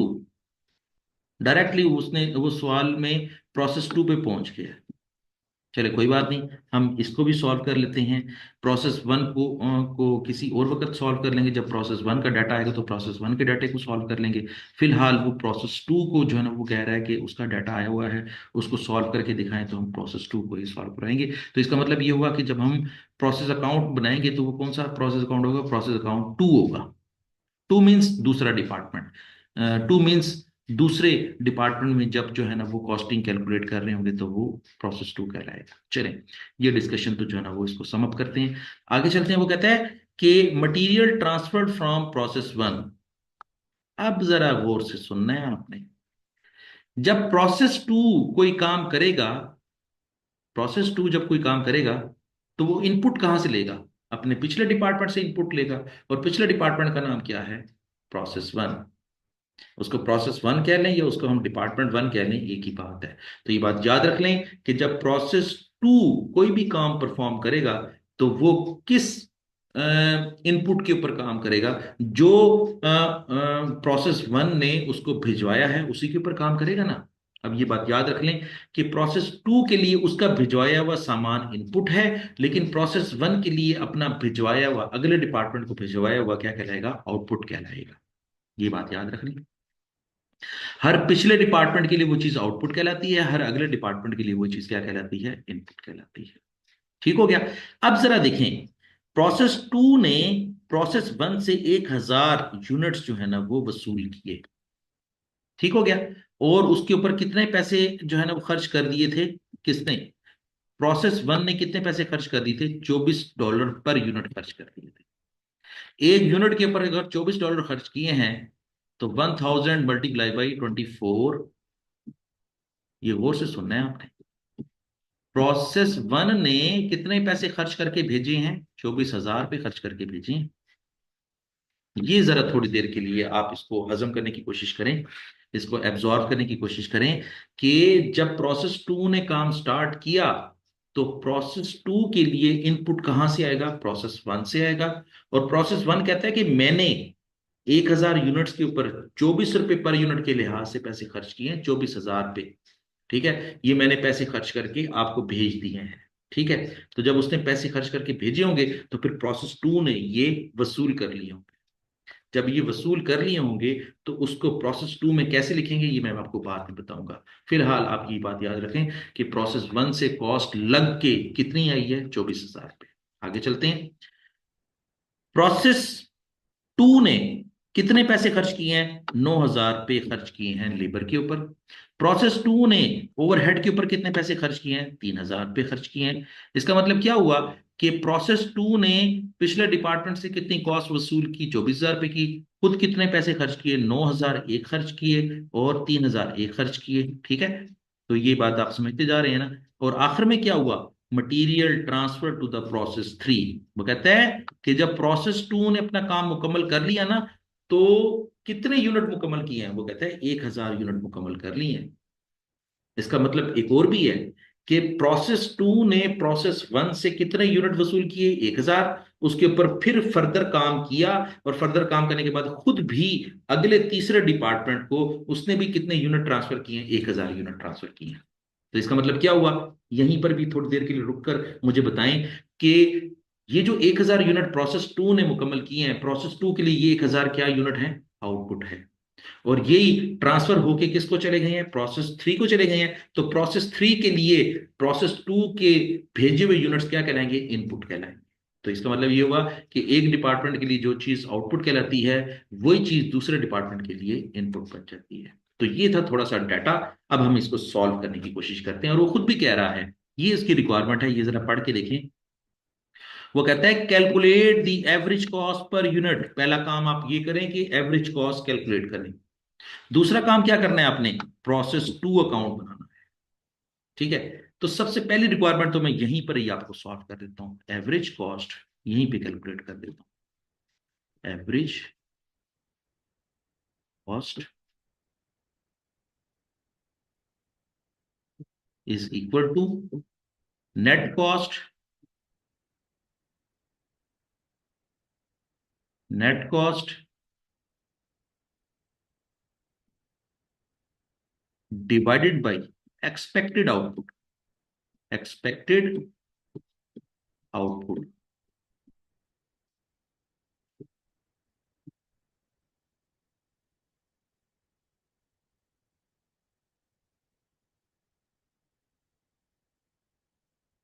Output, ये मैं फार्मूला आपके लिए लिख रहा हूं, मुझे तो ये फार्मूला याद है, आपके लिए लिख रहा हूं ताकि आपको भी मेरे लिखने से और आपके अपने पढ़ने से ये याद हो जाए। ठीक है।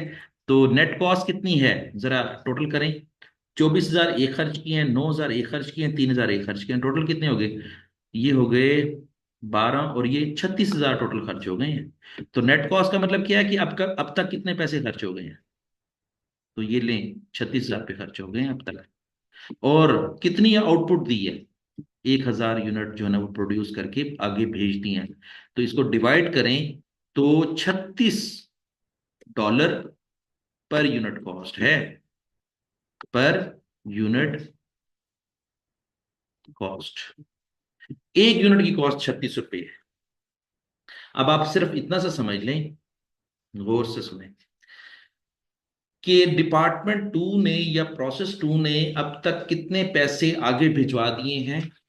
अगर मैं कहूं टोटल कितने भिजवाए तो आप कहेंगे $36,000।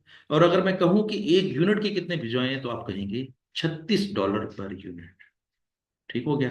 हमने सवाल की पहली रिक्वायरमेंट जो है वो यहां तक रिक्वायरमेंट, ये यहां तक, ये रिक्वायरमेंट हमने पूरी कर दी है। वो कहता है कि वो मुझे पर यूनिट कॉस्ट कैलकुलेट करके बताएं, तो देखिए मैंने कैलकुलेट करके दे दी है। फिर वो क्या कहता है, वो कहता है और प्रोसेस टू अकाउंट मुकम्मल करें।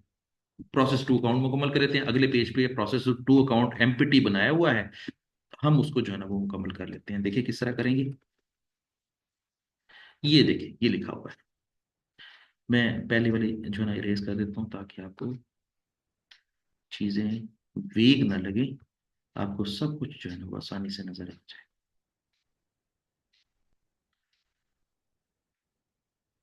सबसे पहले तो देखें, वो कहता है input transfer from process one. Process one से कितने यूनिट मिले, यहां पर यूनिट मेंशन करें, 1000 यूनिट मिले। जी, यहां तक समझ आ गई, 1000 यूनिट। और कितने पैसे, टोटल कितने पैसे हैं, 24,000। अच्छा, अब आप पूछेंगे कि ये 24,000 कहां से आया, तो ये 24,000 की वर्किंग में आपको सिखा देता हूं। 1000 यूनिट पिछले डिपार्टमेंट से मींस प्रोसेस वन से वसूल किए हैं, और एक यूनिट की कॉस्ट कितनी वसूल की है, 24 रुपये, मल्टीप्लाई करेंगे तो कितना बन जाएगा, 24,000 बन जाएगा। और यही 24,000 उठा के हमने क्या करना है, input transfer from process one लिखेंगे और यहां पर लिख देंगे। जी अब बताएं, यहां तक समझ आ गई। फिर हमने डायरेक्ट लेबर कॉस्ट कितनी खर्च की है, यहां पर लिख देते हैं, 9,000 रुपये खर्च किए हैं। आप क्वेश्चन को जरा देखें। और फिर ओवरहेड कितने खर्च किए हैं, $3,000 खर्च किए हैं, ये भी हमने लिख दिए। ठीक हो। और इन सारों को जमा करें तो कितने बनते हैं, 36,000 बनते हैं। और यूनिट्स कितने हैं, 1000 यूनिट्स हैं, ये हम टोटल कर देते हैं इसको। ठीक हो गया। अब देखें जरा, बहुत गौर से देखना है आपने। वो लिखा हुआ है output transfer to the process three. हमने प्रोसेस थ्री को कितने यूनिट भिजवाए हैं, ऊपर जरा क्वेश्चन में पढ़ के देखें। 1000 यूनिट भिजवाए हैं, हमने 1000 यूनिट पे काम मुकम्मल करके भिजवा दिया है। और यहां पर देखें अमाउंट कैसे लिखेंगे यहाँ पे, ये बात याद रख लें। अमाउंट लिखने का तरीकेकार ये होता है कि आपने कितने यूनिट भिजवाए हैं, 1000 यूनिट भिजवाए हैं, ठीक है। एक यूनिट की कॉस्ट कितनी कैलकुलेट की थी, ये 36 रुपए कैलकुलेट की है आपने। 1000 × 36 करना है, 1000 × 36 करेंगे तो टोटल कितना आ जाएगा, 36,000 आ जाएगा। तो इसका मतलब ये हुआ कि गौर से सुनना है, आउटपुट जब प्रोसेस टू ने प्रोसेस थ्री को माल मुकम्मल करके अपने तई जो उसको काम असाइन किया गया था, वो काम मुकम्मल करके जो आगे भिजवाया है, उसकी टोटल वैल्यू कितनी है, 36,000। और ये 36,000 कैसे कैलकुलेट करनी है, पहले पर यूनिट कॉस्ट कैलकुलेट करनी है, फिर उसको मल्टीप्लाई कर देना है जितने यूनिट आगे भिजवाए हैं। ये सवाल में लिखा होगा कि जितने यूनिट भिजवाए हैं उसे हम मल्टीप्लाई कर देंगे, वो हमारा 36,000 आ जाएगा। अब हम इसको टोटल भी कर लेते हैं, ये 1,000 आ जाएगा और ये भी 36,000 आ जाएगा। अब देखें, अगर आपके प्रोसेस अकाउंट की दोनों साइडें बराबर हैं तो आपका सवाल सही है। देखें जरा, चेक कर लें, ये भी 36,000 है, ये भी 36,000 है, ये भी 1,000 यूनिट है, ये भी 1,000 यूनिट है, आपकी दोनों साइडें बराबर हैं, तो आपका सवाल सही है। यहां तक आप देखें, इसमें अगर कोई आपको इशू है तो मुझसे डिस्कस करें। और अगर क्वेश्चन के सॉल्यूशन के लिहाज से कोई प्रोसीजरल अगर आपको कोई चीज पूछनी है तो वो भी आप पूछ सकते हैं। मैं एक दफा दोबारा रिपीट कर देता हूं। देखें, सबसे पहले आपने क्या काम करना है, सबसे पहले आपने एवरेज कॉस्ट कैलकुलेट करनी है। और एवरेज कॉस्ट कैलकुलेट करने का फार्मूला क्या होता है, वो लिखा हुआ है, net cost divided by expected output. अच्छा, ये बात याद रख लें, एक्सपेक्टेड आउटपुट से क्या मुराद है।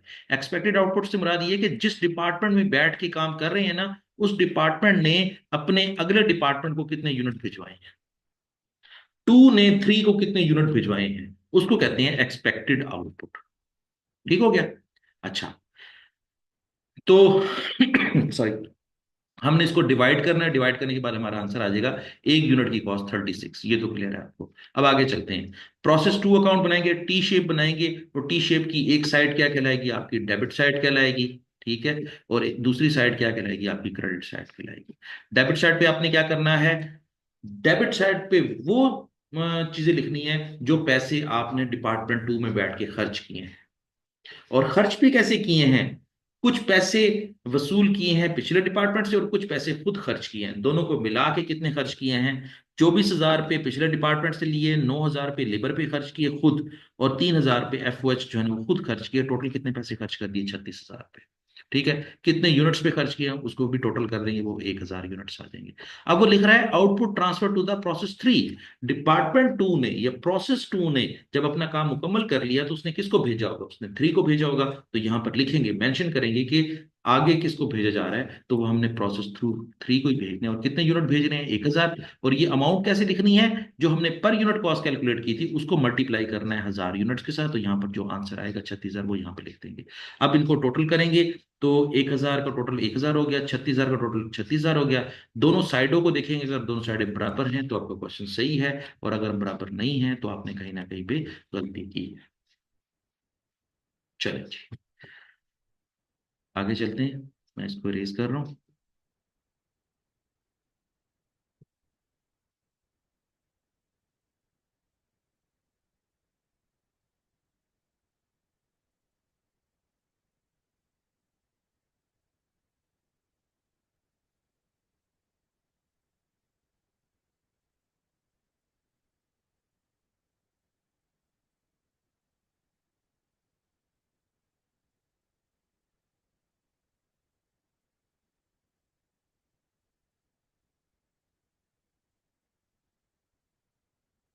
ये इसका सॉल्यूशन है, आप खुद भी इसको व्यू कर लें, ठीक है। जो भी कुछ जो है ना वो आपको समझ नहीं आ रही, आप इसको व्यू कर लें। अब थोड़ा सा आगे बढ़ते हैं और हम ये देखते हैं कि हमें प्रोसेस कॉस्टिंग करते हुए, अगर हमने जो प्रोडक्शन कर रहे हैं, कॉन्टिन्यूस प्रोडक्शन कर रहे हैं और मुसलसल प्रोडक्शन कर रहे हैं, मुसलसल प्रोडक्शन करने की वजह से हमारे साथ एक मिसहैप भी हो सकता है। और वो मिसहैप क्या है कि यूनिट्स जो हैं वो प्रोडक्शन के दौरान खराब भी हो सकते हैं, प्रोडक्शन के दौरान जल भी सकते हैं, या प्रोडक्शन के दौरान उनको हम जब हम आउटपुट लेने जाएंगे तो वो कुछ यूनिट्स कम भी हो सकते हैं, ठीक है। जिस तरह हम कह सकते हैं ना कि यहाँ पर एक लफ्ज यूज किया हुआ, मैं आपको ये पढ़ के सुनाता हूँ कि लॉसेस में sometimes to be sold and generate revenue which is generally referred to as scrap value। बल्कि नहीं, यहाँ पर ये नहीं बताना आपको फिलहाल। हाँ, ये बता दूंगा आपको, नॉर्मल लॉस के बारे में। Normal loss is the loss that is expected in a process and is often expressed as a percentage of material input to the process। वो कहता है कि प्रोडक्शन के दौरान कभी भी ऐसे हो सकता है कि आपको आपके यूनिट लॉस्ट हो जाए। जब कभी भी नॉर्मल रूटीन के अंदर जो नुकसान होता है उसको हम नॉर्मल लॉस कहते हैं, और नॉर्मल रूटीन में कोई अगर नुकसान नहीं होता लेकिन एक्स्ट्रा ऑर्डिनरी रूटीन्स के लिहाज से नुकसान हो जाता है तो उसको हम एबनॉर्मल लॉस कहते हैं। अभी फिलहाल हम नॉर्मल लॉस को डिस्कस करेंगे और हम ये देखेंगे कि there are two types of losses, one is called normal loss and other is called abnormal loss. Normal loss की डेफिनेशन ये है कि नॉर्मल रूटीन के अंदर जो आपको नुकसान हो जाता है, उस नॉर्मल रूटीन के अंदर नुकसान को हम नॉर्मल लॉस कहते हैं। और नॉर्मल लॉस का दूसरा नाम क्या होता है? Expected loss. ऐसा नुकसान जो होना ही होना है। मसलन मैं उसकी एग्जांपल देता हूं। आपने कभी देखा होगा कि जब हम पेट्रोल पंप से पेट्रोल डलवा रहे होते हैं तो कभी कभी ऐसे होता है कि पेट्रोल जो है, पेट्रोल डालने वाला या पेट्रोल जिसको हम बेच रहे होते हैं, फैक्ट्री वाले या पेट्रोल पंप वाले जो पेट्रोल बेच रहे होते हैं, अक्सर पेट्रोल जो है ना वो बाहर गिर जाता है। ठीक है, तो बाहर गिर गया है या वो एवापोर्ट हो गया है या उड़ गया है, या वो ऐसे समझ लें कि उसने जो है वो अपनी शक्ल जो है ना वो कन्वर्ट कर ली है और वो बिल्कुल जो है ना वो उड़ गया है, तो ऐसे नुकसान को हम क्या कहेंगे? नॉर्मल लॉस कहेंगे। ठीक है, तो ऐसा लॉस जो कि एक्सपेक्टेड होता है, ऐसा लॉस जो कि आम रूटीन में हो जाता है, उसको हम नॉर्मल लॉस कहते हैं। उस नॉर्मल लॉस को की जब अकाउंटिंग करते हैं तो उसकी दो जो है वो एक्सपेक्टेड सिचुएशंस हो सकते हैं। There are two situations while calculating the normal loss. कभी कभी ऐसे होता है, सिचुएशन नंबर वन, कभी कभी ऐसे होता है कि जो नॉर्मल लॉस हो गया है, अब वो उसको हम बेच नहीं सकते, क्योंकि जिस वक्त चीज खराब हो जाती है या नुकसान हो जाता है तो हम उसको बेच भी देते हैं। आम रूटीन में जरा देखें तो कभी कभी आपने देखा होगा कि कोई चीज हम बना रहे थे, मसलन हम शर्ट बनाते हैं, शर्ट बना रहे हैं ना, तो कटिंग डिपार्टमेंट ने कटिंग करते करते करते जो है ना थोड़ी सी गलत कटिंग कर दी। जब गलत गलत कटिंग कर दी तो इसको हम क्या कहेंगे? Normal loss. ठीक है। अच्छा, सिलाई करने वाले ने सिलाई करते करते थोड़ी सी सिलाई गलत कर दी। अब जब गलत कर दी तो वो उसको जो है ना वो अनटाई करेगा, उसको खोल देगा। खोलने के बाद दोबारा सिलाई करेगा। तो दोबारा सिलाई करेगा तो फिर क्या होगा? धागा भी दोबारा खर्च होगा, टाइम भी दोबारा खर्च होगा। तो इसको हम क्या कहेंगे? ये नॉर्मल लॉस है। जब ये नॉर्मल लॉस हो जाएगा तो ये नुकसान ज्यादा चीजें दुकानदार तो नहीं खरीदेगा या कस्टमर तो नहीं खरीदेगा, तो हम उसको क्या करते हैं? उसको बी ग्रेड माल करके बेच देते हैं। ठीक है, उसको जो है वो सस्ते दामों पे बेच देते हैं। तो जब कभी भी कोई ऐसा नुकसान, नॉर्मल रूटीन का नुकसान अगर बिक जाए तो उसको हम क्या कहते हैं? उसके बिकने से जो पैसे मिलते हैं उसको हम क्या कहते हैं? सैलविज वैल्यू। उसको हम क्या कहते हैं? सैलविज वैल्यू। और ये मैंने जो हाईलाइट किया हुआ था वो यही लिखा हुआ था, जरा दोबारा पढ़ के देखिए। वो कहता है losses may sometimes be sold to generate the revenue which is generally referred to as scrap value। ठीक है, स्क्रैप प्रोसीड्स के, जब नॉर्मल लॉस की चीजों को जब हम बी ग्रेड माल करके बेच देते हैं या बी कैटेगरी माल करके बेच देते हैं तो उसके जरिए जो पैसे मिलते हैं उसको हम स्क्रैप प्रोसीड्स कहते हैं या स्क्रैप वैल्यू कहते हैं। ठीक है, चलिए ये तो थी थोड़ी सी जो है ना वो थ्योरेटिकल नॉलेज। अब इसको हम थोड़ा सा जो है ना वो न्यूमेरिकली सॉल्व करने की कोशिश करते हैं, लेकिन मैं इस सवाल को सॉल्व करने से पहले थोड़ा सा न्यूमेरिकली मैं आपको गाइड कर देता हूँ, फिर सवाल को हल करने के लिहाज से आपको आसानी होगी। देखें, सिचुएशन, दो सिचुएशन मैंने बताई थी आपको। नॉर्मल लॉस की दो सिचुएशन हो सकती हैं। अगर नॉर्मल लॉस हो गया है और लॉस के बदले में हमें बेचने से कोई पैसे नहीं मिले तो ये एक सिचुएशन हो जाएगी, और अगर उसको बेचने से पैसे मिल गए हैं तो ये दूसरी सिचुएशन हो जाएगी। दोनों सिचुएशंस के न्यूमेरिकल को सॉल्व करने का डिफरेंट तरीका है।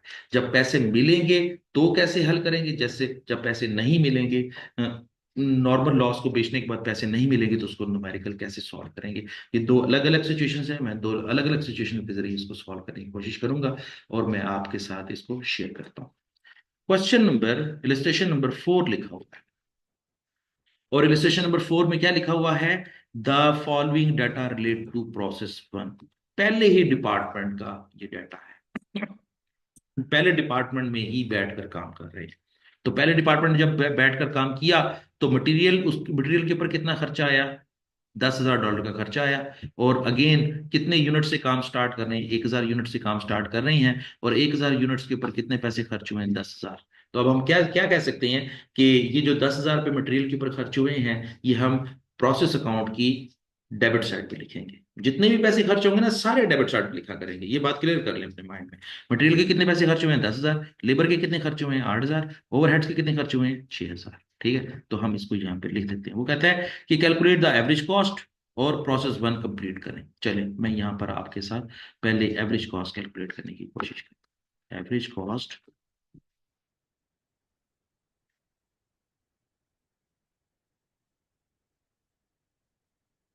फार्मूला क्या होगा? Net cost. मैं अगेन लिख रहा हूँ फार्मूला, ये आपको ही याद हो जाएगा मेरे लिखते लिखते। Net cost divide by expected output. Expected output.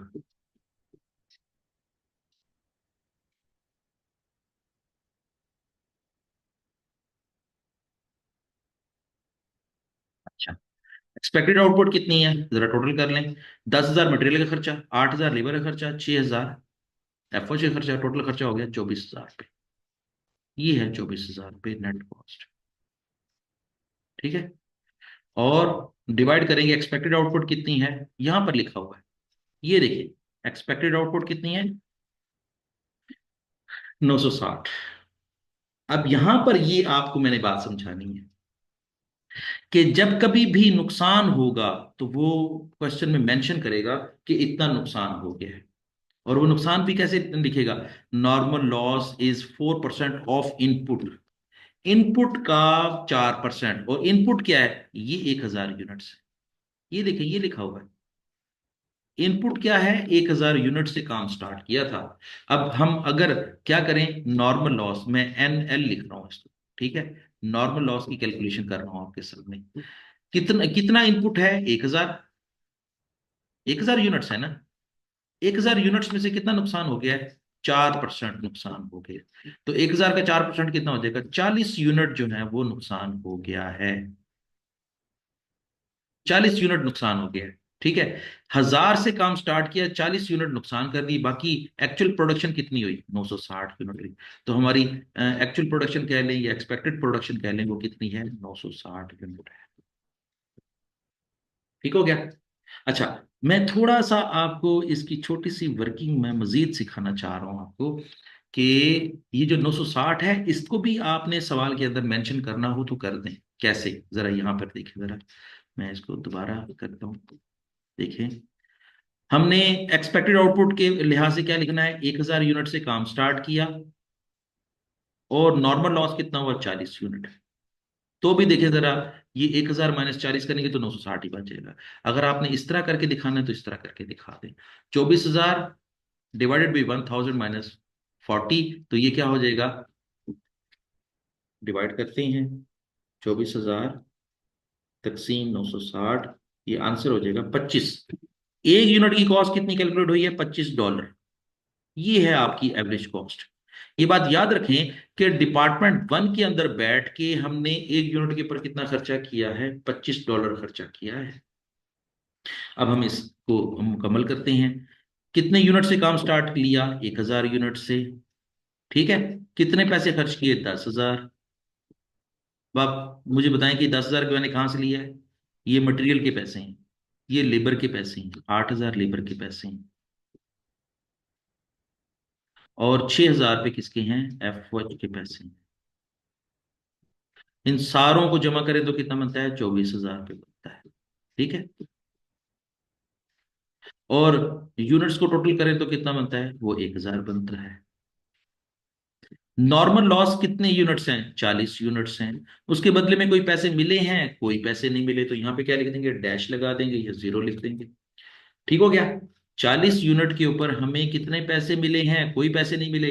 ये वाला जो लॉस हुआ है इसके बदले में कोई पैसे नहीं मिले। ये ये बिका ही नहीं है। कोई कोई खरीद ही नहीं रहा, हमने उसको ऐसे ही फेंक दिया या हमने उसको ऐसे डिस्पोज ऑफ कर दिया। तो अगर इन 40 यूनिट के कोई बेचने के बाद पैसे मिल जाते तो वो हम यहाँ पे मेंशन कर देते। अभी हमें कोई पैसे नहीं मिले तो हम इसको यहाँ पे क्या लिखेंगे, जीरो लिखेंगे या डैश लगा देंगे। अब जरा मुझे बताएं कि प्रोसेस वन ने प्रोसेस टू को कितने यूनिट ट्रांसफर किए हैं? 960 यूनिट ट्रांसफर किए हैं। 1000 मिले थे, 40 नुकसान हो गए, तो एक्चुअली तौर पर कितनी आउटपुट हुई? 960। ठीक है, ये आपने इस तरीके से लिखना है। और 960 की कॉस्ट कैसे लिखनी है? उसकी कॉस्ट लिखने के लिए मैं आपको यहां पर वर्किंग करके दिखा देता हूं कि उसकी कॉस्ट क्या होगी। 960 ज़रब 25। अब आप पूछें कि 25 कहाँ से आया, तो 25 हमारी क्या है, एवरेज कॉस्ट है। हमेशा जितने यूनिट अगले डिपार्टमेंट को ट्रांसफर कर रहे होते हैं उसको मल्टीप्लाई किसे करते हैं, एवरेज कॉस्ट से करते हैं। तो एवरेज कॉस्ट से मल्टीप्लाई किया तो ये आंसर कितना आ गया, 24,000।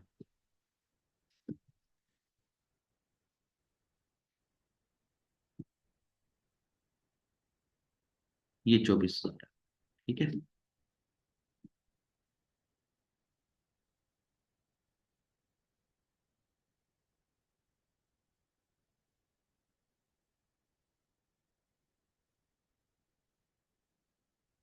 तो टोटल करेंगे तो वो भी 24,000 बन जाएगा।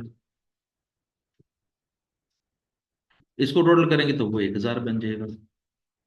अब जरा चेक करें दोनों साइडें बराबर है। अगर दोनों साइडें बराबर है तो आपका सवाल सही है। ठीक है, ये देखिएगा। चलिए जी, इस क्वेश्चन में हमने ये लर्न करने की कोशिश की है कि प्रोसेस अकाउंटिंग कर रही हैं और नॉर्मल लॉस इनकर हो चुका है, आम रूटीन में नुकसान हो चुका है। वो नुकसान जो हुआ है उसको बेचने से कोई पैसे नहीं मिले, तो फिर कैसे सवाल हल करेंगे? तो वो इस तरह सवाल हल करेंगे। डेबिट साइड पे सारी जो है ना वो पैसे जो पैसे खर्च किए हैं वो डेबिट साइड पे लिख देंगे। और डेबिट साइड पे वो यूनिट्स भी लिख देंगे जितने यूनिट से काम स्टार्ट किया था। ठीक है। और उसका टोटल कर देंगे और उसको यहाँ पर ऐसे लिख देंगे। और फिर उसके बाद मेंशन करेंगे कितना नुकसान हुआ। 40 का, 40 कहाँ से पता चला? 4% of input. 4% of input. Input का मतलब क्या है, कितने यूनिट्स हैं? 1,000 यूनिट इनपुट है। उसको कितने यूनिट काम करने के लिए दिए गए उसको इनपुट कहते हैं। तो 1,000 का 4% कितना हो जाएगा, 40 हो जाएगा। कोई पैसे नहीं मिले, डैश लगा देंगे। अच्छा, जब प्रोसेस वन ने काम मुकम्मल किया तो कितने यूनिट पे एक्चुअली तौर पर काम मुकम्मल किया? 1000 में से 40 तो नुकसान हो गए, बाकी कितने मुकम्मल हो गए? 960। वो 960 मुकम्मल करके अगले डिपार्टमेंट को भेज दिए तो उसको हम क्या कहेंगे, transfer to the process two. Process two को ट्रांसफर कर दिए। अब ये वाली अमाउंट कैलकुलेट करने के लिए क्या करना है, हमेशा जितने यूनिट मुकम्मल कर लेते हैं उसको एवरेज कॉस्ट से मल्टीप्लाई करते हैं, जो आंसर आता है उसको यहाँ पर मेंशन कर देते हैं और इस तरह सवाल मुकम्मल हो जाता है।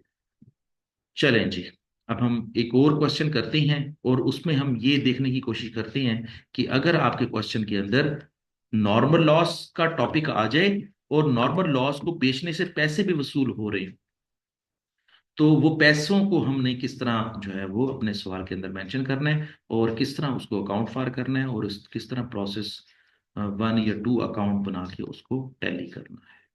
तो देखिए जरा।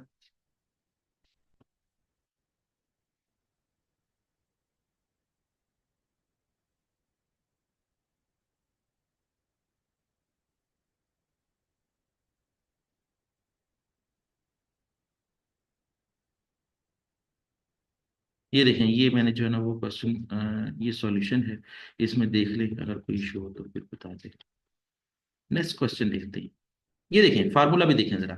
जब कभी भी आपके सवाल के अंदर नॉर्मल लॉस इनकर भी हो जाए और नॉर्मल लॉस को बेचने से पैसे भी मिल रहे हों, देखिए ना, थोड़े बहुत पैसे मिल जाते हैं, वो जो थोड़े बहुत पैसे मिल जाते हैं उसको क्या कहते हैं, स्क्रैप वैल्यू, या उसको क्या कहते हैं, सैल्विज वैल्यू। ठीक है।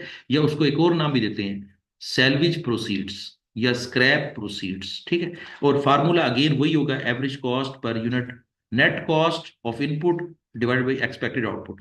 ये वाला फार्मूला तो वही रहेगा, लेकिन जब कभी भी, ये बात याद रख लें कि नॉर्मल लॉस को बेचने से पैसे मिल जाएंगे तो अब उसका फार्मूला कुछ इस तरह बन जाएगा।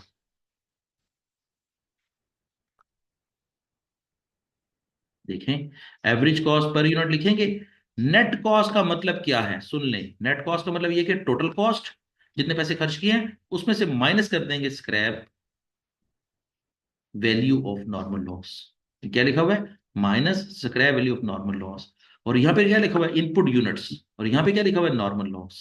ये फार्मूला इस तरह उसने जो है ना वो एक्सप्लेन किया है। अभी हम इसको सवाल को जब कर रहे होंगे तो यही फार्मूला यूज करते हुए हमने मजीद सवाल हल करने हैं। तो देखिए जरा, ये है डाटा हमारे पास, इसको रीड करें जरा। तो कहता है illustration number 5, normal loss and scrap value. ये देखिए जरा कि अगर नुकसान हो गया है तो वो बिक भी सकता है, और बिक के जितने पैसे मिलेंगे उसको हमने अकाउंट फॉर करना है। देखिए कैसे करेंगे। वो कहता है कि जी ये प्रोसेस 1 का ही सवाल है, या यहाँ पे लिखा होता है कि ये कौन से प्रोसेस का सवाल है, मींस कौन से डिपार्टमेंट का सवाल है। तो डिपार्टमेंट 1 का सवाल है ये। डिपार्टमेंट 1 ने इनपुट के तौर पर कितने यूनिट से काम स्टार्ट किया, 1000 यूनिट से स्टार्ट किया, और मटेरियल का कितने पैसे खर्च किए हैं, 10,000 रुपए खर्च किए हैं, लेबर के 8,000 रुपये खर्च किए हैं, एफओएच के 6,000 खर्च किए हैं। साथ ही वो कह रहा है कि नॉर्मल लॉस कितना है, 4% ऑफ इनपुट। इनपुट कितना है, 1000, 1000 का 4% कितना हो जाएगा, 40 यूनिट। 40 यूनिट, 4%, ये 40 यूनिट हो गए। ऐसे समझ लें 1000 में से 40 यूनिट तो नुकसान हो गए हैं। अब आप बता सकते हैं कि यहीं यहीं पर बता सकते हैं कि एक्सपेक्टेड आउटपुट कितनी है, 1000 - 40, 960 यूनिट। अब आपकी एक्सपेक्टेड आउटपुट कितनी है, 960 यूनिट। और सुने, जो हमने नुकसान कर दिया था ना, 1 यूनिट 12 रुपए का बिक रहा है, तो 40 × 12 हमें कितना, कितने पैसे स्क्रैप डीलर देगा, 480 रुपए देगा। तो इसका मतलब क्या हुआ, 480 रुपये देगा। तो अब क्वेश्चन किस तरह सॉल्व करना है ये हमने सीखना है। बाकी सारी चीजें वैसी ही हैं, लेकिन जो ये जो 480 आ गया है इसको सवाल के अंदर कैसे मेंशन करना है। तो जरा याद करें, जब हमने पिछले सवाल में लिखा था नॉर्मल लॉस 40 यूनिट और उसके सामने अमाउंट के कॉलम में डैश लगाई थी या जीरो लगाया, तो उसका मतलब क्या था कि पैसे नहीं मिले। इस सवाल में क्या है, पैसे मिल गए हैं। कितने मिले हैं, 480। तो हम 480 के 480 अमाउंट के कॉलम में लिख देंगे। बाकी सारा सवाल वही है। जरा देखें किस तरह करते हैं। मैं इसको सॉल्व करता हूं। ये $480 जो है ना वो आपने याद रखने हैं कि स्क्रैप वैल्यू कितनी है, $480। चलें जी, इसको सॉल्व करते हैं। सबसे पहले कितने यूनिट से काम स्टार्ट किया, 1000 यूनिट से काम स्टार्ट किया, ये तो समझ आती है ना। और मटेरियल के कितने पैसे खर्च किए हैं, 10,000 रुपये। और लेबर के कितने पैसे खर्च किए हैं, 9,000, 8,000 रुपये, सॉरी, 8,000 रुपये। और एफओएच के कितने पैसे खर्च किए हैं, 6,000 रुपये। ठीक है, टोटल कितने खर्च हो गए, 24,000। यहाँ पे यूनिट्स कितने हैं, 1,000। ठीक है, सबसे पहले तो एवरेज कॉस्ट कैलकुलेट कर लेते हैं। Average cost. अच्छा, अब एवरेज कॉस्ट का फार्मूला क्या है, पिछले पेज पे हमने पढ़ा है कि टोटल कॉस्ट कितनी है, 24,000, minus salary value. Salary value कितनी है, 480। 480 हमने यहां पर लिख दी माइनस करके। डिवाइड किसे करना है, 1000 यूनिट इनपुट थे, 1000 यहां पे ले लेते हैं, माइनस 40 यूनिट नुकसान हो गया, तो 40 यहां पे ले लेते हैं। इस फार्मूले पे थोड़ा सा पॉज लें और मुझे सोच करके बताएं कि आपको ये पूरा फार्मूला जो मैंने इसको अप्लाई किया है इसकी समझ आ गई है। टोटल कॉस्ट, फार्मूले में क्या लिखा हुआ है, टोटल कॉस्ट हमने लिखेंगे 24,000। फार्मूले में लिखा हुआ है scrap value of normal loss, तो हमने खुद ही कैलकुलेट किया है, 40 यूनिट नुकसान हुए और 1 यूनिट को बेचने के बाद कितने पैसे मिलेंगे, 12 रुपये मिलेंगे। तो टोटल कितने पैसे मिलेंगे, 480 मिलेंगे, हमने लिख दिया। फिर हमने क्या कहा, हमने कितने यूनिट से काम स्टार्ट किया, 1000 यूनिट से। -40 क्यों किया हुआ है, क्योंकि नुकसान हो गया है। अब इस सारे फार्मूले को हम मैनिपुलेट करके इसको कैलकुलेट करते हैं कि अब आंसर क्या आता है। 24,000 में से क्या माइनस करूं, 480 माइनस कर देता हूँ, और 1000 में से 40 माइनस करूंगा तो 960 आ जाएगा। 960 को डिवाइड कर देंगे तो आंसर क्या आ जाएगा, 24 रुपये 50 पैसे। आपकी अब आप एवरेज कॉस्ट कितनी है, 24 रुपये 50 पैसे। यहां तक बताएं, एवरेज कॉस्ट कैलकुलेट करनी है, आ गई। 1 यूनिट की कॉस्ट कितनी है, 24 रुपये 50 पैसे। अब आ जाए क्रेडिट साइड पे, नॉर्मल लॉस कितना हुआ है, 40 यूनिट। उसकी अमाउंट कितनी है, डॉलर कितने लिखेंगे, 480। अच्छा, यहां पर ये बात याद रख लें कि यहां पर एक यूनिट की कॉस्ट नहीं लिखनी, या एक यूनिट की जो है ना वो वैल्यू नहीं लिखनी। इसमें 40 के 40 यूनिट की वैल्यू लिखनी, और 40 के 40 यूनिट की वैल्यू किस तरह करेंगे, हम उसको मल्टीप्लाई करेंगे 12 के साथ। चलिए, अब देखें जरा कितने यूनिट ट्रांसफर किए हैं। 1000 में से 40 तो नुकसान हो गए, तो कितना ट्रांसफर किए होंगे अगले पार्ट पर, 960 किए होंगे। और इसकी वैल्यू कैसे कैलकुलेट करेंगे, 960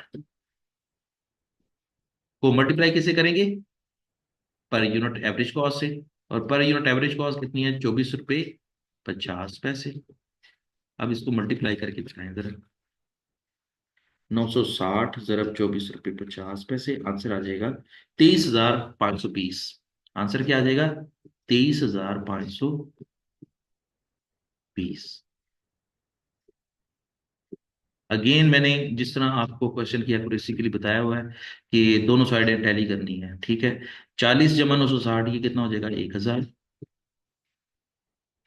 480 जमा 23,520 ये भी कितना हो जाएगा, 24,000। और देखें डेबिट साइड और क्रेडिट साइड दोनों बराबर है। अभी तक हमारा सवाल सही है, ठीक हो गया। अब हम ये देखते हैं कि चूंकि हमने 40 यूनिट स्क्रैप करके बेचे हैं, तो 40 यूनिट स्क्रैप करके कितने के बेचे हैं, 480 के बेचे हैं। ये स्क्रैप अकाउंट भी बनाया हुआ है, और स्क्रैप अकाउंट में डेबिट साइड पे क्या लिखा हुआ है, प्रोसेस 1। अच्छा, यहां पर मैं आपको एक छोटी सी चीज समझाना चाहता हूं कि ये प्रोसेस 1 क्यों लिखा हुआ है। इसकी जनरल जनरल एंट्री तो पास करके देखें क्या बनती है। इसकी जनरल जनरल एंट्री बनती है स्क्रैप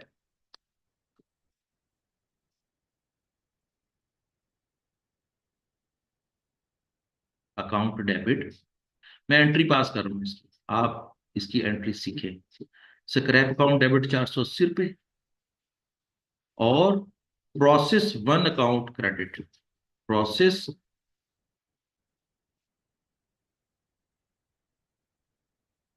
1 अकाउंट क्रेडिट 480। ये इसकी जनरल जनरल एंट्री है। अब इसकी पोस्टिंग करें जरा। स्क्रैप अकाउंट डेबिट है, स्क्रैप अकाउंट की डेबिट साइड पे लिखेंगे। लेकिन स्क्रैप अकाउंट की डेबिट साइड पे स्क्रैप का ही नाम नहीं लिखते होते, उसका अपोजिट नेम लिखते हैं, और अपोजिट नेम क्या है, प्रोसेस 1। तो देखिए इसलिए प्रोसेस 1 लिखा हुआ है, ठीक है। अच्छा, अब जब ये स्क्रैप को जब हम किसी कबाड़िए को या किसी भी स्क्रैप डीलर को बेचने के लिए जाएंगे, तो फिर वो हमें पैसे देगा। जब हम पैसे देगा तो हमें क्या एंट्री पास करेंगे, cash debit, cash account debit 480। और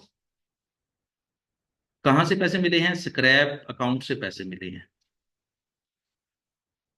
स्क्रैप अकाउंट से पैसे मिले हैं 480, ठीक है।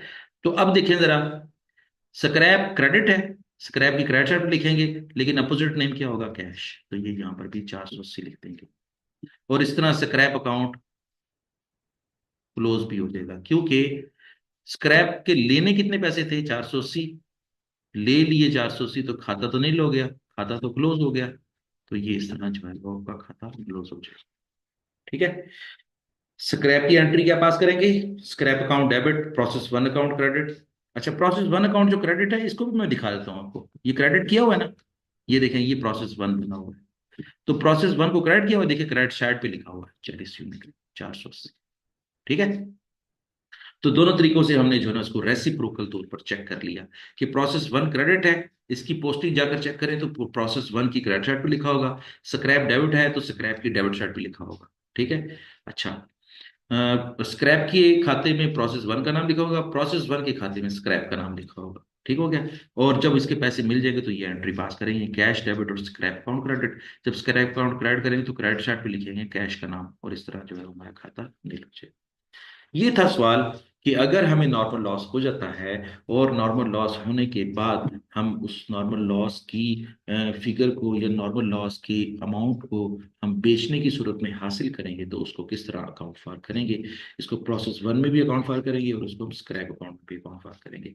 मुझे उम्मीद है कि आपको प्रोसेस सॉरी प्रोसेस अकाउंटिंग के लिहाज से, इसके नॉर्मल लॉस के लिहाज से जितने भी टॉपिक्स थे वो मुकम्मल समझ आ गए होंगे। कल हम या नेक्स्ट सेशन में हम अगेन लॉस की बात करेंगे, लेकिन हम लॉस की दूसरी कैटेगरी की बात करेंगे जिसको हम एबनॉर्मल लॉस कहते हैं। एबनॉर्मल लॉस को भी कैलकुलेट करना सीखेंगे, उसकी भी अकाउंटिंग करना सीखेंगे, और एबनॉर्मल गेन की भी अकाउंटिंग सीखेंगे, और ये भी देखेंगे कि एबनॉर्मल लॉस होता क्या है, एबनॉर्मल गेन होता क्या है, और उसकी अकाउंटिंग कैसे करते हैं, और इस तरह फर्दर क्वेश्चन हम कल नेक्स्ट सेशन में मुकम्मल करेंगे। तो चले, उस वक्त तक के लिए इजाजत। अल्लाह हाफिज।